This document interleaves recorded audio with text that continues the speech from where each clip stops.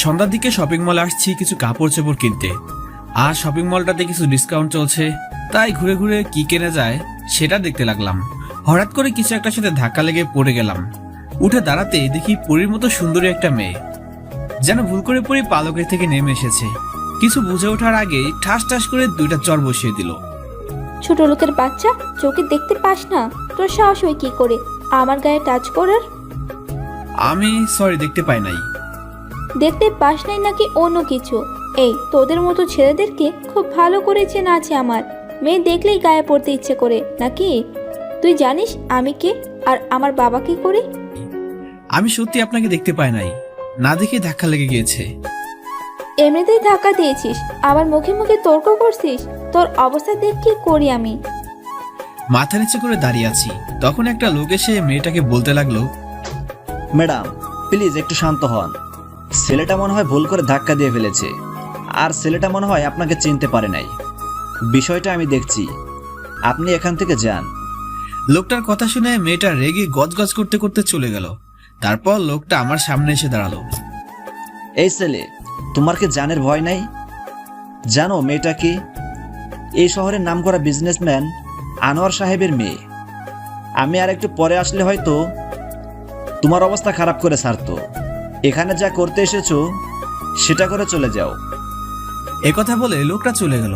ও, আপনাদেরকে তো আমার পরিচয় দিই নাই। আমি নীল, এই শহরে নতুন এসেছি, তেমন কিছু চিনি না। আর এই মেয়েটাকেও প্রথমবার দেখলাম। আমি তো আর ইচ্ছা করে ধাক্কা দেই নাই, তবুও কেমন আচরণ করলো দেখলেনই তো। যাক, যা হবার হয়েছে। শপিং করার মুডটা নষ্ট করে দিল। প্রয়োজনীয় কিছু জিনিস কিনে বাসার দিকে রওনা দিলাম। ছোট্ট একটা বাসা ভাড়া নিয়েছি শুধুমাত্র নিজের থাকার জন্য। এই শহরে আমাকে কেউ চিনে না। কথা বলতে বলতে বাসায় চলে আসলাম। ঘেমে নিয়ে একেবারে একাকার হয়ে গিয়েছি। ওয়াশরুমে গিয়ে শাওয়ার নিলাম, তারপর রাতের খাবারটা খেয়ে নিলাম, তারপর বিছানায় শুয়ে পড়লাম। তখনই ফোনে একটা মেসেজ আসলো। মেসেজটা ওপেন করে দেখি কলেজের অ্যাডমিশনটা হয়ে গিয়েছে। আসলে এই শহরে একটা কলেজে অনার্স দ্বিতীয় বর্ষের অ্যাডমিশনের জন্য আবেদন করেছিলাম, তো সেটা হয়ে গেছে। কাল থেকে ক্লাস করতে পারবো, তাই তাড়াতাড়ি ঘুমিয়ে গেলাম। সকালে ঘুম থেকে উঠে নামাজটা আদায় করে নিলাম, তারপর খাবারটা খেয়ে নিয়ে ড্রেস পরে নিলাম। নিজে ইচ্ছা করে কম দামি পোশাক পরলাম, তারপর চুলে তেল দিয়ে ভালো করে আঁচড়ে নিলাম। একদম খ্যাত লাগছে। যাক, এবার ঠিক আছে। কলেজের দিকে পা বাড়ালাম। ভিউয়ার্সরা হয়তো ভাবছেন কি জন্য খ্যাত হয়ে গেলাম। নিজেকে এমনি এমনি কি কেউ খ্যাত সাজাতে চায়? গল্পের সাথে থাকুন, সবটাই বুঝতে পারবেন। বাসা থেকে কলেজ বেশি দূরে নয়, মাত্র 5 মিনিটের রাস্তা। তাই কলেজে পৌঁছে গেলাম। গেট দিয়ে ঢুকতেই সামনের দিকে চোখ পড়লো। আরে, এ তো দেখি কালকের সে মেয়েটা। ওনার বাবা নাকি এই শহরের নামকরা বিজনেসম্যান। যাই হোক, আমাকে নিয়ে আমি ভাবতে থাকি। মেয়েটাকে না দেখার ভান করে চলে যেতে থাকলাম। তখনই পিছন থেকে একটা মেয়ে ডাক দিল। এই খ্যাত, কই যাস? এদিকে শুনে যা। তাকিয়ে দেখি যে ভয়টা পাচ্ছিলাম সেটাই হয়েছে। ওই যে একটা কথা আছে না, যেখানে বাঘের ভয় সেখানে সন্ধ্যা হয়। কালকে সে মেয়েটা ডাকছে, তাই সামনে না গিয়ে সোজা মেয়েটার কাছে চলে গেলাম। জি, আপনি আমাকে ডাকছেন? তুই ছাড়া এই কলেজে তো একটাও ক্ষেতকে দেখতে পাচ্ছি না। তো কাকে ডাকছি বোঝার কথা। ও আচ্ছা, বলুন, কি বলবেন?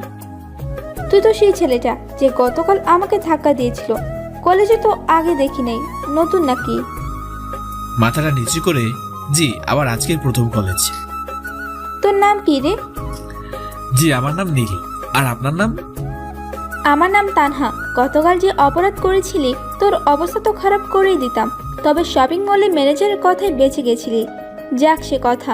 বাট তোর মতো ক্ষেতকে প্রিন্সিপাল অ্যাডমিশন দিল কেন সেটাই তো মাথায় আসছে না। আর কিসব কাপড় পরেছিস সেগুলা? কাপড় কেনার টাকা না থাকলে আমার কাছ থেকে ভিক্ষা করে নিয়ে যাস। এটা বলেই হাসতে শুরু করলো। ইচ্ছা করলে কথাগুলো জবাব দিতে পারতাম, কিন্তু দিলাম না। সেখান থেকে ক্লাসে চলে আসলাম। এখনো ক্লাসের সময় হয়নি, তাই ক্লাসটা ফাঁকা ছিল। একেবারে লাস্ট বেঞ্চে গিয়ে বসলাম। এদিকে তানহার বান্ধবী লিজা। কি রে তানহা, ওই খ্যাতটাকে এভাবে অপমান করলি কেন? আরে গতকাল গিয়েছিলাম শপিং করতে, বাট কই থাকে জানে খ্যাতটা এসে আমাকে ধাক্কা দেয়। প্রচন্ড রাগে দুইটা চর মেরে রাগটা কন্ট্রোল করেছিলাম। একদম ঠিক কাজ করেছিলি। এইসব খ্যাতের কাজটাই হলো মেয়ে দেখলে গায়ে পড়া। আচ্ছা ঠিক আছে, এখন ক্লাসে চল, সময় হয়ে গেছে। তানহাও বান্ধবীদের সাথে ক্লাসের দিকে চলে যায়। ক্লাসে চুপ করে বসে আছি, হঠাৎ তাকিয়ে দেখি তানহাও তানহার বান্ধবীদের সাথে এই ক্লাসের দিকে আসছে। তাই মাথাটা নিচু করে থাকলাম। কি রে লিজা, খ্যাটটা আমাদের ক্লাসে বসে কি করছে? হ্যাঁ তাই তো রে, খ্যাতটা মনে হয় আমাদের সাথে একই ইয়ারে পড়ে। চল খ্যাটটাকে মজা দেখাচ্ছি, এই বলে শয়তানি করে হাসাহাসি করছে তারা। সবাই মিলে নীলের কাছে যায়। কি রে ছোট লোক, পিছু নিতে নিতে এই ক্লাস পর্যন্ত চলে আসছিস? মাথাটা নিচু করে থাকলাম। অপমান আর কত করবে, বড়লোকের দুলালি, অহংকার অনেক। মেয়েগুলো আর কিছু বলতে যাবে তখনই ক্লাসে স্যার চলে আসে। সব স্টুডেন্টরা নিজেদের জায়গায় বসে পড়ে। তারপর স্যার ক্লাস নেওয়া শুরু করে। তোমরা সবাই মনোযোগ দিয়ে শোনো। তোমাদের কলেজে নতুন একটা ছেলে এসেছে, আজ থেকে তোমাদের সাথেই লেখাপড়া করবে। নীল, তুমি এখানে এসো। স্যারের কথা মতো সামনে গিয়ে স্যারের পাশে দাঁড়ালাম। এই হলো তোমাদের নতুন বন্ধু, গতকালই অ্যাডমিশন নিয়েছে, এখানেও নতুন এসেছে, তোমরা ওকে দেখে রাখবে। স্যারের কথা শেষ না হতে তানহা দাঁড়িয়ে গেল। স্যার, আপনাদের কি রুচিবোধ বলতে কিছুই নাই নাকি সব হারিয়ে গেছে? কই থেকে একটা ক্ষেত ছোট লোককে কলেজে অ্যাডমিশন দিয়েছেন? কলেজের ইজ্জতটাই তো এর জন্য নষ্ট হয়ে যাবে। তানহার কথা শুনে মাথা নিচু করে দাঁড়িয়ে থাকলাম। এরা শুধু ভালো জামা কাপড়ই দেখে, ভিতর দেখে না। Tanha, just set up. তুমি তোমার সীমা অতিক্রম করে ফেলেছো। ভুলে যেও না, তুমি এখানে শিক্ষা নিতে আসছো, এটা কোনো সিনেমা হল না। Sit down right now. Tanha স্যারের কথায় বসে পড়ে। নীল, তুমি কিছু মনে করো না, নিজের জায়গায় গিয়ে বসে পড়ো। স্যারের কথা মতো নিজের সিটে এসে বসলাম। স্যার ক্লাস নিতে শুরু করলেন। ক্লাস করা শেষে বের হয়ে গেলাম। আজকে নতুন, তাই কোনো বন্ধু নাই। ক্যাম্পাসের দিকে হাঁটতে লাগলাম। ঠিক তখনই পকেটে থাকা ফোনটা বেজে উঠলো। Hello sir. নীল, তোমাকে যে মিশনে পাঠানো হয়েছে সেটা ভালো করে কমপ্লিট করা চাই। কোনো রকম কেউ যেন সন্দেহ না করে। এটা খুবই গোপনীয়ভাবে করতে হবে। হাত ফসকে বেরিয়ে গেলে দেশের জন্য বিপদ হয়ে আসতে পারে। অপরাধীদেরকে আমাদের চাই। স্যার আপনি কোনো চিন্তা করবেন না, এখানে আমি ছাত্র সেজে এসেছি, তাই সন্দেহ করার কিছু নাই। এই মিশনটা কমপ্লিট করে এখান থেকে বের হব। স্যার শুধু কিছুদিন সময় লাগবে। ওকে, তোমাকে সময় দেওয়া হলো, তবে বেশি দেরি যেন না হয়। মনে মনে অপরাধীদের তো জেলে ভাত খাইয়ে ছাড়বো, সে যেভাবেই হোক। তার আগে আমাকে এই কলেজের সম্পর্কে ভালো করে কিছু জেনে নিতে হবে। এসব ভাবছি তখনই পিছন থেকে কেউ একজন আমার নাম ধরে ডাক দিল। পিছনে ঘুরে দেখি একটা ছেলে দৌড়ে কাছে চলে আসলো, হাত বাড়িয়ে দিয়ে বলে, হাই, আমি রাজ। আমি নীল। তো আমরা কি বন্ধু হতে পারি? হ্যাঁ অবশ্যই। আচ্ছা, তোমার বাসা কোথায়? এই তো সামনেই। আপনার বাসা? ওহ, আমার বাসা এই সিনেমা হলের পিছনে। আর তুমি আপনি করে বলছেন কেন? বন্ধুদের মধ্যে কখনো আপনি চলে না, সো এখন থেকে তুই করে বলবো। আচ্ছা ঠিক আছে। এই, তোর নাম্বারটা দে তো। রাজকে আমার নম্বরটা দিয়ে দিলাম। তারপর দুজন মিলে একটা গাছের নিচে বসলাম। তারপর দুজন মিলে কিছু আড্ডা দিয়ে বাসায় চলে আসলাম। রাতে খাবার খেয়ে কলেজের পড়াটা কমপ্লিট করলাম। ঘুমানোর জন্য চোখটা বন্ধ করেছি, তখনই ফোনটা বেজে উঠলো। আম্মু ফোন করেছে আসলে। হ্যাঁ আম্মু, কেমন আছো তুমি? আমি ভালো আছি রে বাবা, তুই কেমন আছিস? তোর শরীরটা ভালো আছে তো? আর তুই কোথায়? আম্মু এখানে চিন্তার কিছুই নেই, সব ঠিকই আছে। শরীরটাও অনেক ভালো আছে। আর আমি একটা গোপন মিশনে আছি, তাই কিছু বলা যাবে না। খুব তাড়াতাড়ি বাড়িতে ফিরে যাব। আচ্ছা এখন রাখো, কালকে কথা হবে। আচ্ছা বাবা, যেখানেই থাকিস অনেক ভালো থাকিস। ফোনটা রেখে দিয়ে ঘুমিয়ে পড়লাম, কারণ কালকে আবার কলেজে যেতে হবে। সকালবেলা ঘুম থেকে উঠে ডিম ভাজি আর ভাত রান্না করলাম। তারপর খেয়ে দিয়ে কলেজে চলে আসলাম। রাতকে কলেজের গেট থেকেই পেয়ে গেলাম। তারপর দুজনে মিলে ক্লাসের দিকে পা বাড়ালাম। একটা ক্লাস করে বাইরে বের হয়ে আসলাম। তারপর আড্ডা দিতে লাগলাম। এমন সময় তানহা আমাদের সামনে আসলো। কি রে ছোট লোক, বন্ধু তো একটা জোগাড় করে নিয়েছিস দেখছি। তানহা, ভদ্রভাবে কথা বলো। তুমি ওকে ছোট লোক বলছো কেন? বলছি বেশ করছি, তো তোর এত জলসে কেন রে? কি রে ছোট লোক, তুই কি ওর কাছে থেকে টাকা মেরে খাওয়ার সিদ্ধান্ত নিয়েছিস নাকি? তানহা আপনি কিন্তু আপনার সীমা পার করে ফেলছেন। এখান থেকে চলে যান বলছি, না হলে। তাহলে কি করবি তুই আমার? কি করব দেখবি তুই? ঠাস করে একটা থাপ্পড় বসাই দিলাম। তানহা তাল সামলাতে না পেরে মাটিতে পড়ে গেল। আমাকে কি ভেবেছিস? হ্যাঁ, সেই প্রথম দিন থেকে অপমান করে চলেছিস, কিছু বলি না বলে কি মাথা উঠে গেছিস? চারপাশে তাকিয়ে দেখি পুরো কলেজের সবাই আমার দিকে অবাক হয়ে তাকিয়ে আছে। আরে ভাই, আমি কি এলিয়েন নাকি? তানহা মাটি থেকে উঠে বলে, তুই কাজটা ঠিক করলি না ছোট লোকের বাচ্চা। তোর অবস্থা দেখ কি করি আমি। তুই সাপের লেজে পা দিয়েছিস। তানহার কথা শুনে মুচকে আসলাম। মনে মনে সাপের লেজকে পা দিয়েছে সেটা পরে জানতে পারবি। এ রাত চল এখান থেকে। এই বলে রাজকে নিয়ে ক্লাসে চলে আসলাম। নীল, তুই কিন্তু একটা ভুল করে ফেললি। তানহার বাবা এই শহরে এমপি, তার কথা পুরো কলেজ চলে। যেখানে তানার সাথে কেউ কথা বলতে সাহস পায় না, আর তুই তার মেয়ের গায়ে হাত দিয়েছিস, তুই এবার গেলি। আরে অত ভয় পাস না তো, মন দিয়ে ক্লাস কর, কিছুই হবে না। তারপর মন দিয়ে স্যারের লেকচার শুনতে লাগলাম। একটু পরে কলেজ গেটে দিয়ে 3 থেকে 4টা গাড়ি প্রবেশ করলো। গাড়ি থেকে কয়েকজন পুলিশ বের হয়ে আসে। তাদের একজন বলে ওঠে, এই তোদের কলেজে নীল কে রে? একটা ছেলে নীলের ক্লাসটা দেখিয়ে দেয়। তখনই পুলিশ ক্লাসের ভিতরে চলে আসে। এখানে নীল কে? সামনে তাকিয়ে দেখি কয়েকজন পুলিশ। রাজ পাশেই বসা ছিল, পুলিশ দেখে ভয় পেয়ে যায়। তারপর আমি দাঁড়িয়ে যাই। জি, আমি নীল। নামটা বলার সাথে সাথে দুজন পুলিশ এসে 2 পাশ দিয়ে জাপটে ধরে নেয়। কোনোভাবেই ছুটতে পারছি না। আরে আপনারা কি করছেন? শুধু শুধু আমাকে এভাবে নিয়ে যাচ্ছেন কেন? আমার অপরাধটা কি? তোকে শুধু শুধু ধরে নিচ্ছি মনে করেছিস? তুই তো সোজা এমপির মেয়ের গায়ে হাত দিয়েছিস রে ছোট লোক। তোর পোশাক আশাক দেখে তো খ্যাত আর ছোট লোক ছাড়া কিছু মনে হয় না। তবুও টার্গেট একদম এমপির মেয়েকে। চল, তোর জন্য স্বয়ং এমপি নিজে এসেছেন। 2টা পুলিশ নীলকে ধরে নিয়ে কলেজ গেটের সামনে চলে আসে। পুরো কলেজের ছেলেপেলে ঘটনাটি দেখছে। গাড়ির সামনে দেখি তানহা দাঁড়িয়ে আছে, আর সাথে একজন মধ্যবয়স্ক লোকও দাঁড়িয়ে আছে। আমাকে দেখেই লোকটা বলে উঠলো, ওসি সাহেব, এই ছোট লোকটাকে এমনভাবে শাস্তি দিবেন যাতে কোনো মেয়ের দিকে চোখ তুলে তাকাতে না পারে। তখন বুঝে গেলাম যে লোকটা তানহার বাবা। ওসি স্যার, আপনি আমাকে যা শাস্তি দেন দিন, কিন্তু আমাকে 1 মিনিট বাড়িতে কথা বলতে দিন, নয়তো সবাই চিন্তা করবে আমার জন্য। পুলিশের কি মনে হলো জানি না, কিছুক্ষণ ভেবে তার ফোনটা আমার হাতে দিল। আমিও একটা নাম্বার তুলে ফোন লাগালাম। কিছুক্ষণ কথা বলে ওসির দিকে ফোনটা বাড়িয়ে দিলাম। এই যে ফোনটা দিন, আর কথা বলুন। ওসি আমার থেকে ফোনটা হাতে নিয়ে কিছুক্ষণ কথা বললো, তারপর মুখে ভয়ের ছাপ দেখা দিল। স্যার সরি স্যার, আমি ব্যাপারটা জানতাম না, আর কখনো এমন হবে না স্যার, বলেই ফোনটা কেটে দিলাম। তারপর ওসি এমপিকে ফোন করে বলে, সরি এমপি সাহেব, আমি এই ছেলেকে অ্যারেস্ট করতে পারবো না। এটা আপনি কি করছেন ওসি সাহেব? যে কাজে আসলেন সেটা ঠিকমতো করুন, না হলে এমন জায়গায় ট্রান্সফার করব যে মশা মারতে মারতে দিন শেষ হয়ে যাবে। আরে স্যার, রাখেন আপনার মশা মারা, আপনার মশা আপনিই মারেন। ওসির কথা শেষ হতেই এমপি সাহেবের ফোনটা বেজে ওঠে। পকেট থেকে ফোনটা বের করে রিসিভ করে কানে ধরেন। একটু পরে এমপি সাহেবের মুখ কালো হয়ে যায়। ফোনে কথা বলা শেষ করে তানহার গালে ঠাস করে একটা থাপ্পড় মারে। তানহা, তোর সাহস তো কম না। তুই জানিস তুই কার সাথে পাঙ্গা লড়ছিস? তোকে তো ইচ্ছা করছে আরো কয়েকটা থাপ্পড় লাগিয়ে দিই। নীল বাবা, আমার ভুল হয়ে গেছে। আমি কি তোমাকে কোনোভাবে সাহায্য করতে পারি? না আঙ্কেল, আমাকে সাহায্য করার কোনো প্রয়োজন নেই। তবুও যদি কখনো কোনো সমস্যা ফেস করো তাহলে আমাকে বলো। আচ্ছা, আমি এখন চলে যাচ্ছি। ভালো থাকো বাবা। বলে তিনি চলে গেলেন। পুরো কলেজ তো অবাক হয়ে তাকিয়ে আছে। যাকে ধরতে আসছিল একটু আগে, এখন কি থেকে কি হয়ে গেল? নীলকে ছেড়ে দিয়ে চলে যাচ্ছে। কিন্তু সব থেকে বেশি অবাক হয়েছে তানহা, কারণ এই পর্যন্ত অনেক ছেলেকে এইভাবে জেলে পাঠিয়েছে। তানহার দিকে কেউ চোখ তুলে তাকালেও তার অবস্থা খারাপ হয়ে যেত। সেখানে নীলকে তো ধরলই না, উল্টো খ্যাতটাকে ছেড়ে দিয়ে তার বাবা থাপ্পড় দিয়ে তাকে নিয়ে চলে গেল। যেখানে তানহার বাবা তানহাকে কখনো মারা তো দূরে থাক, একটি বকা পর্যন্ত দেয় নাই, সেখানে আজকে না এই খ্যাতটার জন্য থাপ্পড় মেরে দিল।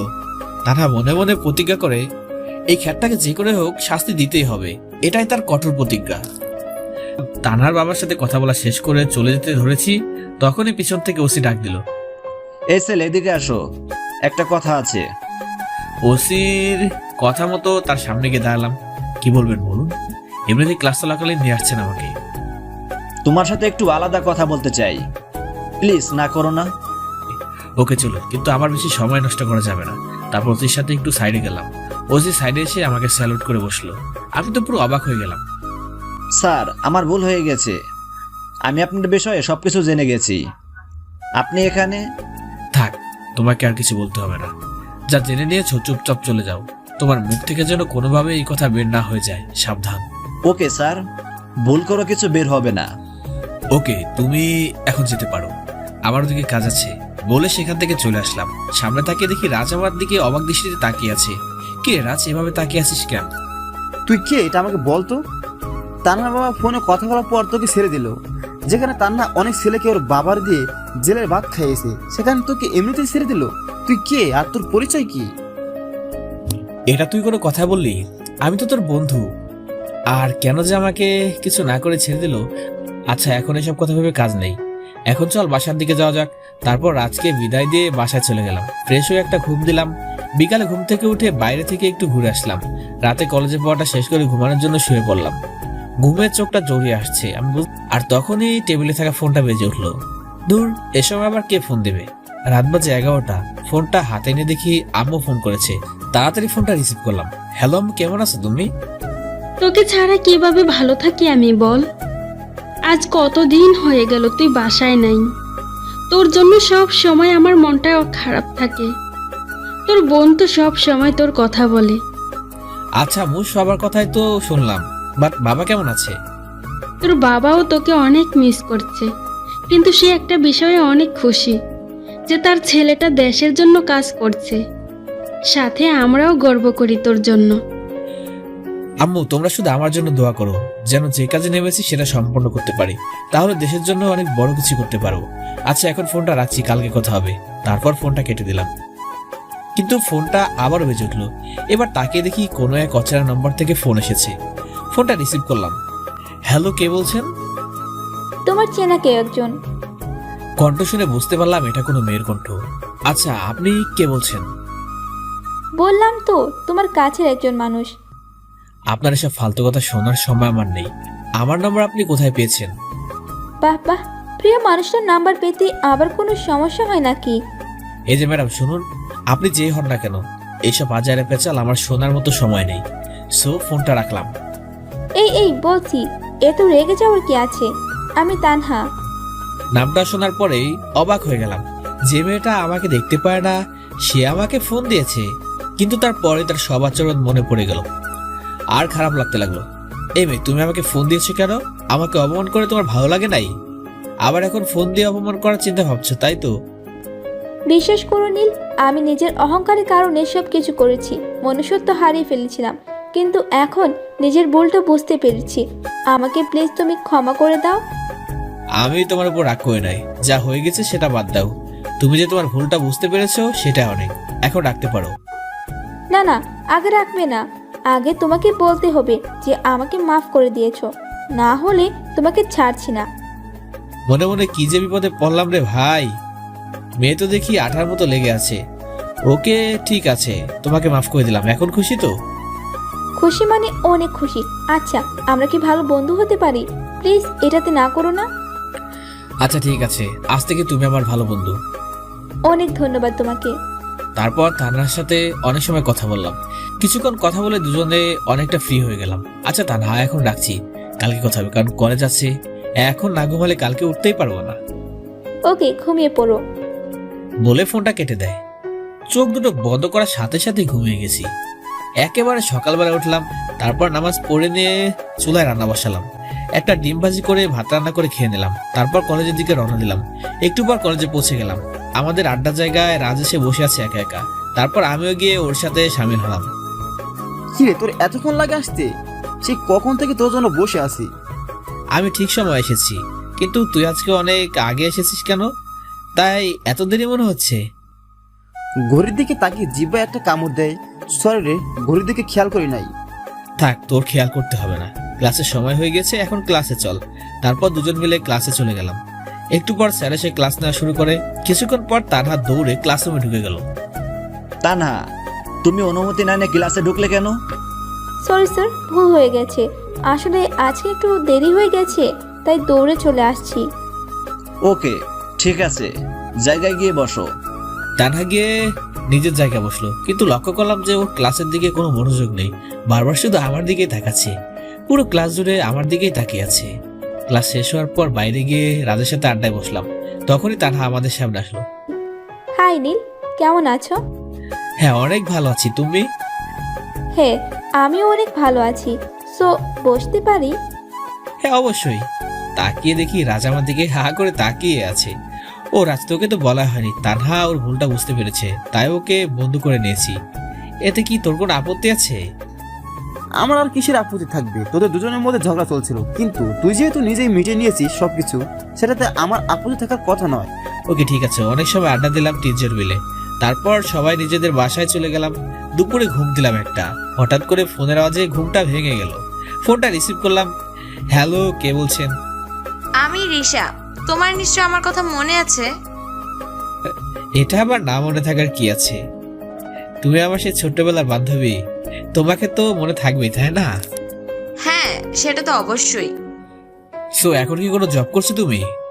হ্যাঁ, আমি একজন সিআইডি অফিসার। আর আমি এটাও জানি যে তুমি কি জন্য এখানে এসেছো আর কি জন্য এই কলেজটাতে ভর্তি হয়েছো। তুমি যাদের সম্পর্কে পুরোপুরি জানতে চাইছো সেটা আমার কাছে আছে। তুমি চাইলে আমার সাথে দেখা করতে পারো, তারপরই সব বিষয়ে আলোচনা হবে। ওকে, তোমার সাথে আজকে বিকেলে দেখা করব। তাহলে তুমি কোথায় দেখা করতে পারবে? আমরা দুজন জ্যাকসন কফি শপে দেখা করতে পারি ঠিক বিকেল 4টায়। ওকে ডান, আমি পৌঁছে যাব। তারপর ফোনটা রেখে দিয়ে ফ্রেশ হয়ে নিলাম। হালকা কিছু নাস্তা করে বেরিয়ে পড়লাম রিশার উদ্দেশ্যে। একটু পরে কফি শপে পৌঁছে গেলাম। ভেতরে ঢুকে দেখি রিশা একটা টেবিলে বসে আছে। সরি রিশা, আমার একটু দেরি হয়ে গেল। তুমি কষ্ট করে এত সময় বসে আছো, তোমার এখনো সে আগের মতো আগে চলে আসার অভ্যাসটা যায় নাই। ঠিক বলেছো, আমার এখনো সেই অভ্যাসটা যায় নাই। আর ভালো জিনিস নিশ্চয়ই যত্ন করে রেখে দিতে হয়। হ্যাঁ, সেটা অবশ্য খারাপ বলো নাই। তো বলো, কি খাবে তুমি আজকে? এই পাগল হয়ে গেছো নাকি তুমি? আজ কতদিন পর তোমার সাথে দেখা হলো। আজকে তুমি শুধু বসে থাকবা আর আমি খাওয়াবো। ওকে ঠিক আছে মিস সিআইডি অফিসার, তুমি তো দেশের জন্য খুব ভালো কাজই করছো। আর আমার খুব ভালো লাগলো যে তোমার সাথে এভাবে কথা বলতে পারছি। এই হইছে, অত পাম দেওয়ার দরকার নেই। তুমি তো কম না, তুমি তো একজন underground commando the army man, সেটাও আবার ওয়ান ম্যান আর্মি কমান্ডো। তুমি তো দেশের জন্য খুব ভালোভাবে লড়াই করতে পারবে। আমাদের কথা বলার মাঝে ওয়েটার এসে 2টা কফি দিয়ে গেল। রিশা, তুমি এর মধ্যে কফি অর্ডার দিয়ে ফেলেছো? তারপর আরো বেশ কয়েকটা আইটেম আসলো। এবার এগুলো খেয়ে নাও। আর হ্যাঁ, তোমাকে যে জন্য আসতে বলেছি একটু ওয়েট করো। রিশা ব্যাগের থেকে একটা সিডি প্লেয়ার বের করে, এই নাও, এর ভিতরে তোমার সবকিছু ইনফরমেশন দেওয়া আছে। আর আমার সন্দেহ যে ওই কলেজের প্রিন্সিপালও এটার সাথে জড়িত। আরে সেটা তো আমিই খুঁজে নেব যে কে এই দেশ বিরোধী কাজের সাথে জড়িয়ে আছে। ওদের সব কয়টাকে ধরে এমন অবস্থা করব যে বাকি সন্ত্রাসীরা ভাবতেও ভয় পাবে। তারপর দুজন মিলে খেয়ে নিয়ে বের হয়ে গেলাম। তারপর বাসায় চলে গেলাম। রাতে ল্যাপটপটা অন করে সিডি প্লেয়ার প্লে করলাম। বাহ, রিশা তো দেখছি খুব ভালো কাজ করেছে, সব ইনফরমেশন এখানে নিয়ে আসছে। কিন্তু হঠাৎ করে চোখটা এক জায়গায় আটকে গেল। কলেজের প্রিন্সিপাল সে ওসির সাথে বসে আছে। এটা শুধু একটা ফটো। একটু ভালো করে লক্ষ্য করলাম, বোঝা যাচ্ছে ওসির সাথে প্রিন্সিপাল কিছু একটা বিষয় নিয়ে হেসে হেসে কথা বলছে। আবার রিশাও তো বলছিল যে প্রিন্সিপালকে সন্দেহ করে। তাহলে কি প্রিন্সিপাল ওই কাজের সাথে জড়িত? এসব কথা ভাবছি তখনই ফোনটা বেজে উঠলো। ফোনের শব্দে ধ্যান কাটলো। ফোনের দিকে তাকিয়ে ফোনটা রিসিভ করলাম। Hello sir. কি নীল, তোমার কাজ কত দূর? জি স্যার, সবকিছু ভালোভাবে চলছে। আশা করি খুব তাড়াতাড়ি এই কেসটা সলভ করে ফেলবো। কথা বলা শেষ করে ফোনটা কেটে দিলাম। তারপর ঘুমিয়ে পড়লাম। সকালবেলা কলেজে গিয়ে রাজের সাথে আড্ডা দিতে লাগলাম। আর তখন দেখি 3 থেকে 4 জন ছেলে প্রিন্সিপালের রুমে ঢুকলো। সবগুলোকেই দেখতে গুন্ডাদের মতো। সবাই মাস্ক পরে আছে, যেন মনে হচ্ছে জঙ্গল থেকে উঠে এসেছে। কলেজে আসার পর থেকে ওদেরকে দেখে নাই। তবে কি ওরা প্রিন্সিপালের সাথে মিলে কুকর্ম করছে? মনে প্রচুর পরিমাণ সন্দেহ হতে লাগলো। কি হচ্ছে? দেখা করার দরকার কি? এই রাজ, আমার একটা পার্সোনাল কল আসছে, আমাকে একটু সাইডে যেতে হবে। রাজের কাছ থেকে সরে গিয়ে প্রিন্সিপালের রুমের দরজায় গিয়ে দাঁড়ালাম। তারপর লুকিয়ে ওদের কথাগুলো শুনতে লাগলাম। এই তোমরা এখন কলেজে আসছো কি জন্য? তোমাদেরকে না আমি বলেছিলাম যে আমি ফোন করব, যদি কেউ এটা দেখে নেয় তাহলে তোমরা সহ আমাকেও জেলের ঘানি টানতে হবে। আরে প্রিন্সিপাল, রাখতো তোর জেল। আমরা ওসব জেলের ভয় পাই না। তোকে বলেছিলাম ড্রাগগুলো দেশের বাইরে পাঠাতে হবে, সেটা যে করেই হোক। তুই সেগুলো নিয়ে কোথায় রাখছিস তাড়াতাড়ি বল। তোমরা উত্তেজিত হচ্ছে কেন এত? আমি তো টাকার গোলাম। তোমাদের ড্রাগগুলো আমি যথাসময়ে পাঠিয়ে দেবো, কারণ আমিও চাই অনেক বড় লোক হতে। এই প্রিন্সিপাল হয়ে কতদিন থাকবো? আমি একেবারে দেশের বাইরে চলে যাব আর জীবনটাকে উপভোগ করব। ঠিক আছে, আমরা এখন চলে যাচ্ছি। ঠিক সময়ে যেন মালগুলো পেয়ে যাই, নাহলে তোকে এমন অবস্থা করব যে তোকে কবরও ভয় পেয়ে দাফন করতে দেবে না। বলে ছেলেগুলো চলে গেল। এদিকে আমার সমস্ত কিছুর ভিডিও করা শেষ। ছেলেগুলো আসতেই লুকিয়ে পড়লাম। তারপর আবার রাজের কাছে চলে গেলাম, কিন্তু আড্ডা দেওয়া আর হলো না। তানহা রাজের সাথে বসে আছে। কিরে, তোর কথা বলতে এত সময় লাগে? সে কখন চলে গেলি? আরে এখন তো আসছি, আর ওয়েট করা লাগবে না। নীল, তুমি কোথায় গিয়েছিলে? আমি এসে দেখলাম রাজ বসে আছে, বাট তুমি নাই। ওকে জিজ্ঞাসা করলে বলল মোবাইলে কথা বলতে গেছে। সো কথা বলতে কি এত সময় লাগে নাকি? দুজন মিলে আমার পিছনে লাগছে। এখন আমার কান্না পাচ্ছে।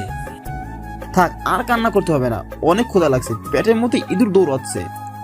এখন চল ক্যান্টিনে কিছু খেয়ে আসি। এই রে, তোর কথা শুনে তো ক্ষুধা লাগলো আমার। ও, তোমাদের ক্ষুধা লেগেছে সেটা আগে বলবে তো। চলো, তোমাদেরকে আজ রেস্টুরেন্টে নিয়ে খাওয়াবো, আমার পক্ষ থেকে একটা ট্রিট। কি তোমরা খুশি তো? আরে খুশি না মানে? এমপি সাহেবের মেয়ে ট্রিট দিবে, আর সেটাতে খুশি না হয়ে থাকতে পারে? তারপর সবাই মিলে একটা রেস্টুরেন্টে ঢুকলাম। ওয়েটারকে ডেকে নিয়ে খাবার অর্ডার দিলাম। রাজ ওর মনের মতো করে খাবার অর্ডার দিল। রাজের অর্ডার দেওয়া দেখে মনে হচ্ছে একটা রাক্ষসকে খেতে নিয়ে আসছি। কি রে রাজ, তুই এত কিছু খেতে পারবি তো? আরে বলিস কি, খেতে পারবো না মানে? তুই শুধু তাকে তাকে দেখে যা, তারপর কথা বলবি। তানহা রাজের কথা শুনে হেসে দিল। আচ্ছা ঠিক আছে, তোমার যেটা মন চায় সেটাই খাও, আজ আমার পক্ষ থেকে ট্রিট বলে কথা। একটু পর ওয়েটার এসে সব আইটেমগুলো দিয়ে যায়। তারপর সবাই মিলে খাওয়া শুরু করলাম। রাজ প্রচুর পরিমাণে খেলো, যা দেখে আমি তো পুরাই অবাক। খাওয়া শেষ করে সব বিল মিটিয়ে বের হলাম। আচ্ছা, এখন তাহলে বাসা থেকে রওনা দেওয়া যাক, কালকে আবার কলেজে দেখা হবে। তারপর সবাইকে বিদায় জানিয়ে বাসায় চলে গেলাম। এখন একটাই কাজ, কবে যে এই ড্রাগগুলো পাচার হবে সেটা জানতে হবে। আর আমার অভিজ্ঞতা অনুযায়ী এই কলেজ থেকে ড্রাগগুলো পাচার হবে। ওরা শুধু সময়ের অপেক্ষা করছে। বিকালবেলা রিক্সাকে ফোন করলাম। হ্যাঁ নীল, বলো কি খবর তোমার? হ্যাঁ, আমার খবর তো অনেক ভালো। তো তুমি এখন জ্যাকসন কফি শপটাতে আসতে পারো? হ্যাঁ, আসতে পারবো। তবে একটা কথা, আসার সময় এই শহরের একটা ম্যাপ নিয়ে আসবে, আর ড্রাগ ডিলার ড্রাগন এলাকার একটা ম্যাপ নিয়ে আসবে। তুমিও চলে এসো, আমি রওনা দিচ্ছি।